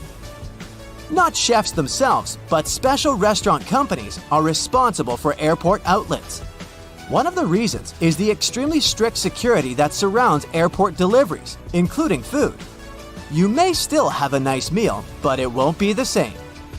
Now, I'll tell you about one more way airports manipulate you into spending your money. They make you walk through the shiny duty-free stores straight after the security check. But the most curious thing is that the walkway through such stores usually veers to the left. That's done because most people are right-handed, which means they use their right arm to pull their luggage and are more likely to look to the right while passing through the stores. And the duty-free zone veering to the left leaves more space on the right, where passengers are more likely to look. Oh, and have you ever noticed how many mirrors there are at airports? Mirrors are strategically placed there to make airports appear larger and create an illusion of more space. This in turn helps to reduce the feeling of claustrophobia and makes the airport experience more comfortable for travelers. If you have an opportunity, don't exchange cash at the airport. You'll never get a good rate there. Those who didn't buy local currency in advance can instead order it online and collect it at the airport. Some services only need a few hours' notice for such an order, or it might even be better to use an ATM to withdraw some cash at your final destination. Now, have you ever paid attention to airport codes? The most often used are 3-letter codes. Why this number? Back in the 1930s in the USA, pilots used the National Weather Service's 2-letter city codes to refer to airports. But soon, the number of airports in the country outgrew the number of such codes. That's why airlines expanded this system by adding the 3rd letter. It was usually X. That's how LA, Los Angeles, turned into LAX. But even though there shouldn't be two airports with the same code, some of these codes sound so similar you could easily mistake one for the other. For example, look at this airport with the code CGP in Bangladesh. And here we have CPG. It's the code of an airport in Argentina. It's dangerously easy to fly to the wrong place, so pay attention. Now, carefully arranging your used towels isn't the best thing to do in a hotel. You're just not helping. The general rule is dump them somewhere like the bathroom floor or in the bathtub. Then the staff can see that they need to change the towels. If you keep them all nice and folded, the staff may just get it wrong and leave them as they are, thinking that they're still fresh. You're on a low-budget trip and you brought along some appliances, so you can cook right there in the hotel. Not a big deal. But if there's only one outlet and you want to boil some eggs in your electric kettle, maybe don't. First, you never know what capacity the outlet has. It might even set off the hotel's fire alarm. Just stick to sandwiches or something. Of course, you can boil water for some ramen noodles, but if you feel like a slice of fresh, crusty toast, never try to make it with an iron. Sounds crazy, but some people have even tried heating up their frozen pizza with a hairdryer. What happened? They ended up having to go look for another hotel and an actual restaurant. Always look for hotels that include breakfast. It's usually way more expensive to have breakfast at a nearby restaurant, plus you most likely wouldn't know where to go. Much better to hit the hotel's breakfast buffet, coffee, cheese, ham, toast, fruit. If you play your cards right, you'd be too full for lunch. Sometimes your hotel room's way bigger than you expected. If there are 2 beds, but you're traveling alone, maybe don't use both of them. That'll just add a bunch of unnecessary work for the hotel staff. Even though room service includes cleaning, it's polite to do some basic tidying up yourself before you leave. Pick up any paper lying around. Wipe up that coffee you spilled on the floor. Don't make the bed though. The staff's going to replace the sheets no matter what. Plus, if you make the bed right after you get up, you're just actually creating a lovely dark environment for tiny dust mites. Yeah, bugs might be a real issue. Even the best hotels with the best staff can be powerless against those little guys. Put your luggage in the bathtub first. It's the cleanest place in the room. Then check the place over for bugs. If you don't see any, start unpacking. So, no bugs. But what about mold? The most common way for mold to get into a hotel room is if you chuck your wet towel on the bed and go out for the day. You might get back to an interesting smelling room. If you're going to be traveling a lot and plan on using the same hotel chain more than once, don't try to trick the hotel into thinking you never drank that soda from the minibar. Yeah, a can of soda might cost you double what you'd pay at the gas station, but you don't want to get put on the hotel's naughty list. This one sounds hilarious, but still, no one should ever be boiling their socks or any other item of clothing in the kettle that comes in the hotel room. Some hotel managers claim to have seen it happen. Just send your clothes off to the hotel's cleaning service people. If you love sleeping on a thick pillow, ask the front desk for an extra one. Don't even think about moving that cushion from the couch. Chances are, it's never really been washed. Saying thank you is always polite, but a nice tip would go down even better. It's not that polite to leave your room service tip on the last day of your stay. Different people might have been cleaning your room, so only tipping the last one is kind of unfair. If you decide to leave your tip on the very last day, leave a note along with it to make sure they share it with their coworkers. You can also tip the parking valets when you drop off and pick up your car. And in general, don't be shy. You can tip a door person, a porter. Those small tips can add up, and they'll be really grateful for any extra cash. Taking reusable items from your hotel room as a souvenir is a big no-no, though it's okay to grab those shampoos, conditioners, lotions, soap, combs, sewing kits. That stuff can save you an emergency. Leave those towels, glasses, and dishes behind for the next guest. If your room has the bathrobe of your dreams, you can always go to the front desk and ask if you can buy one. If you try to take one with you without asking for permission, chances are your credit card is going to be charged for it later. By the way, don't dry hotel towels out on the balcony. If you end up saying goodbye to one of them just because the wind took it away, or was it some shady neighbor, you'll be the one who's going to pay for it. They're just plain white towels, but they can be pretty pricey. Don't be too shy to call down to the front desk and ask for a late checkout.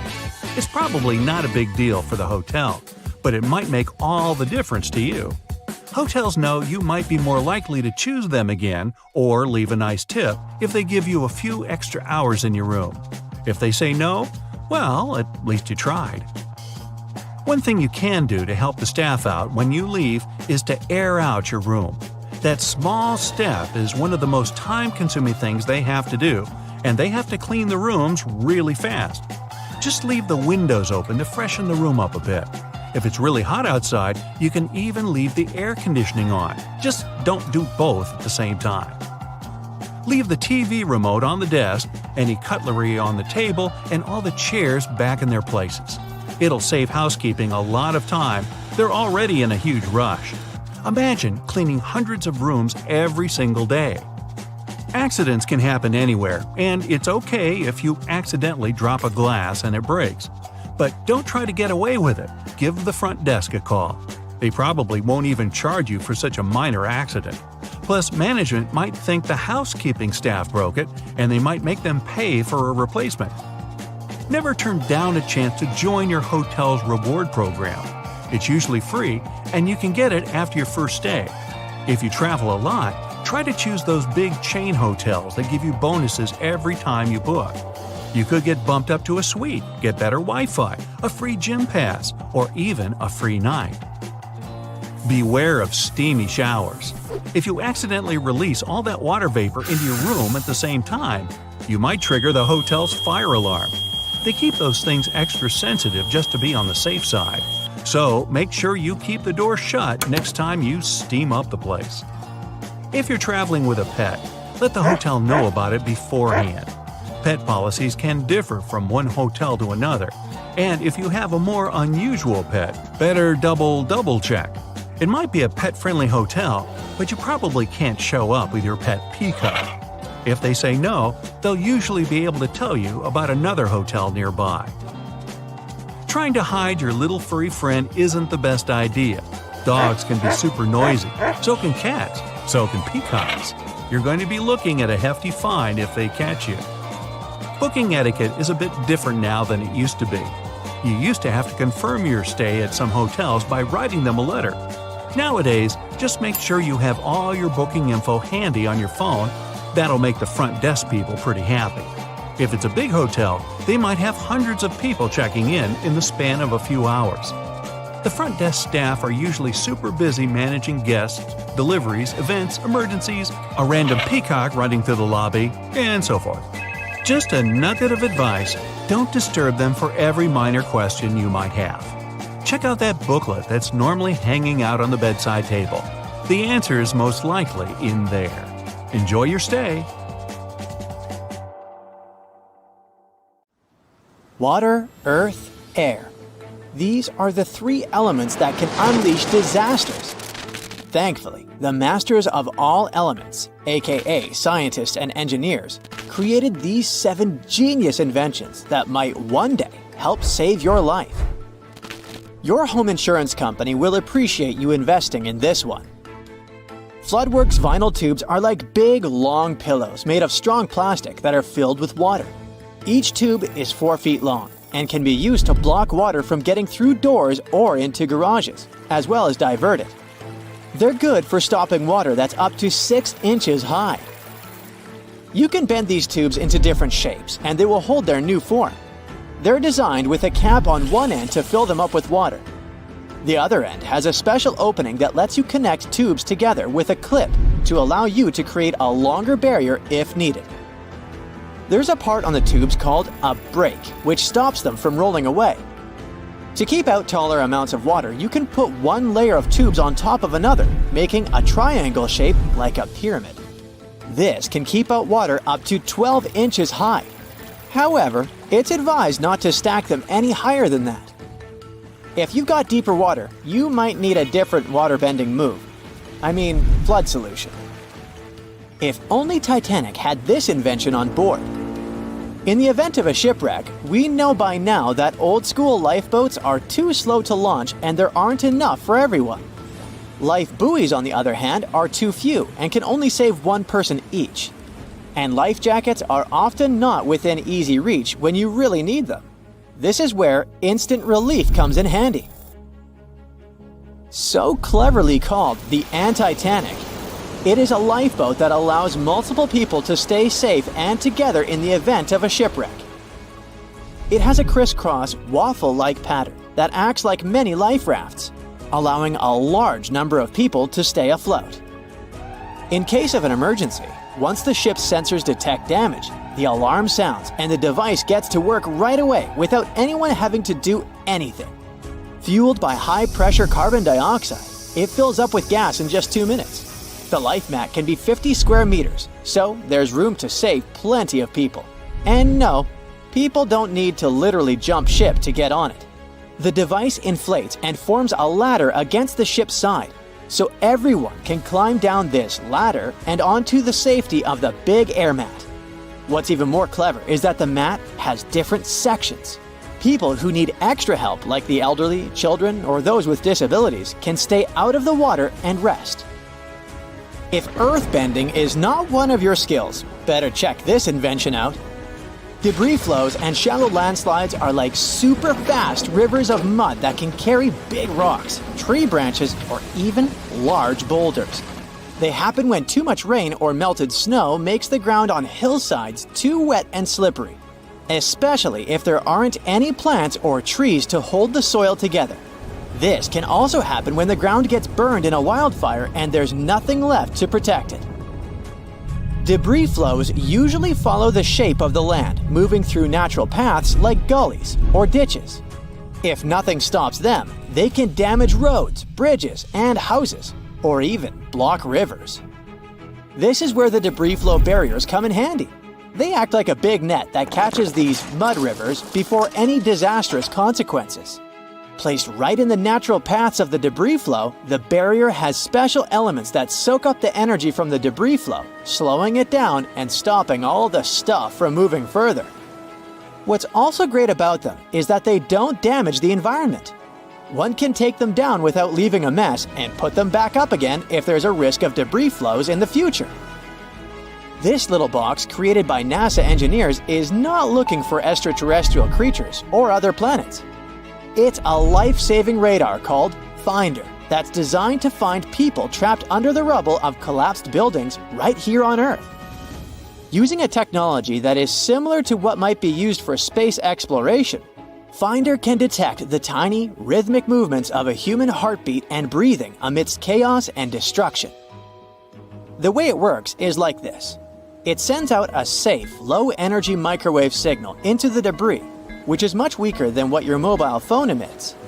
As the signal then bounces back from the rubble, Finder listens for patterns that show someone is there, living and breathing, even when they can't call out or may be unconscious. The device is so sensitive that it can tell the difference between a person and an animal.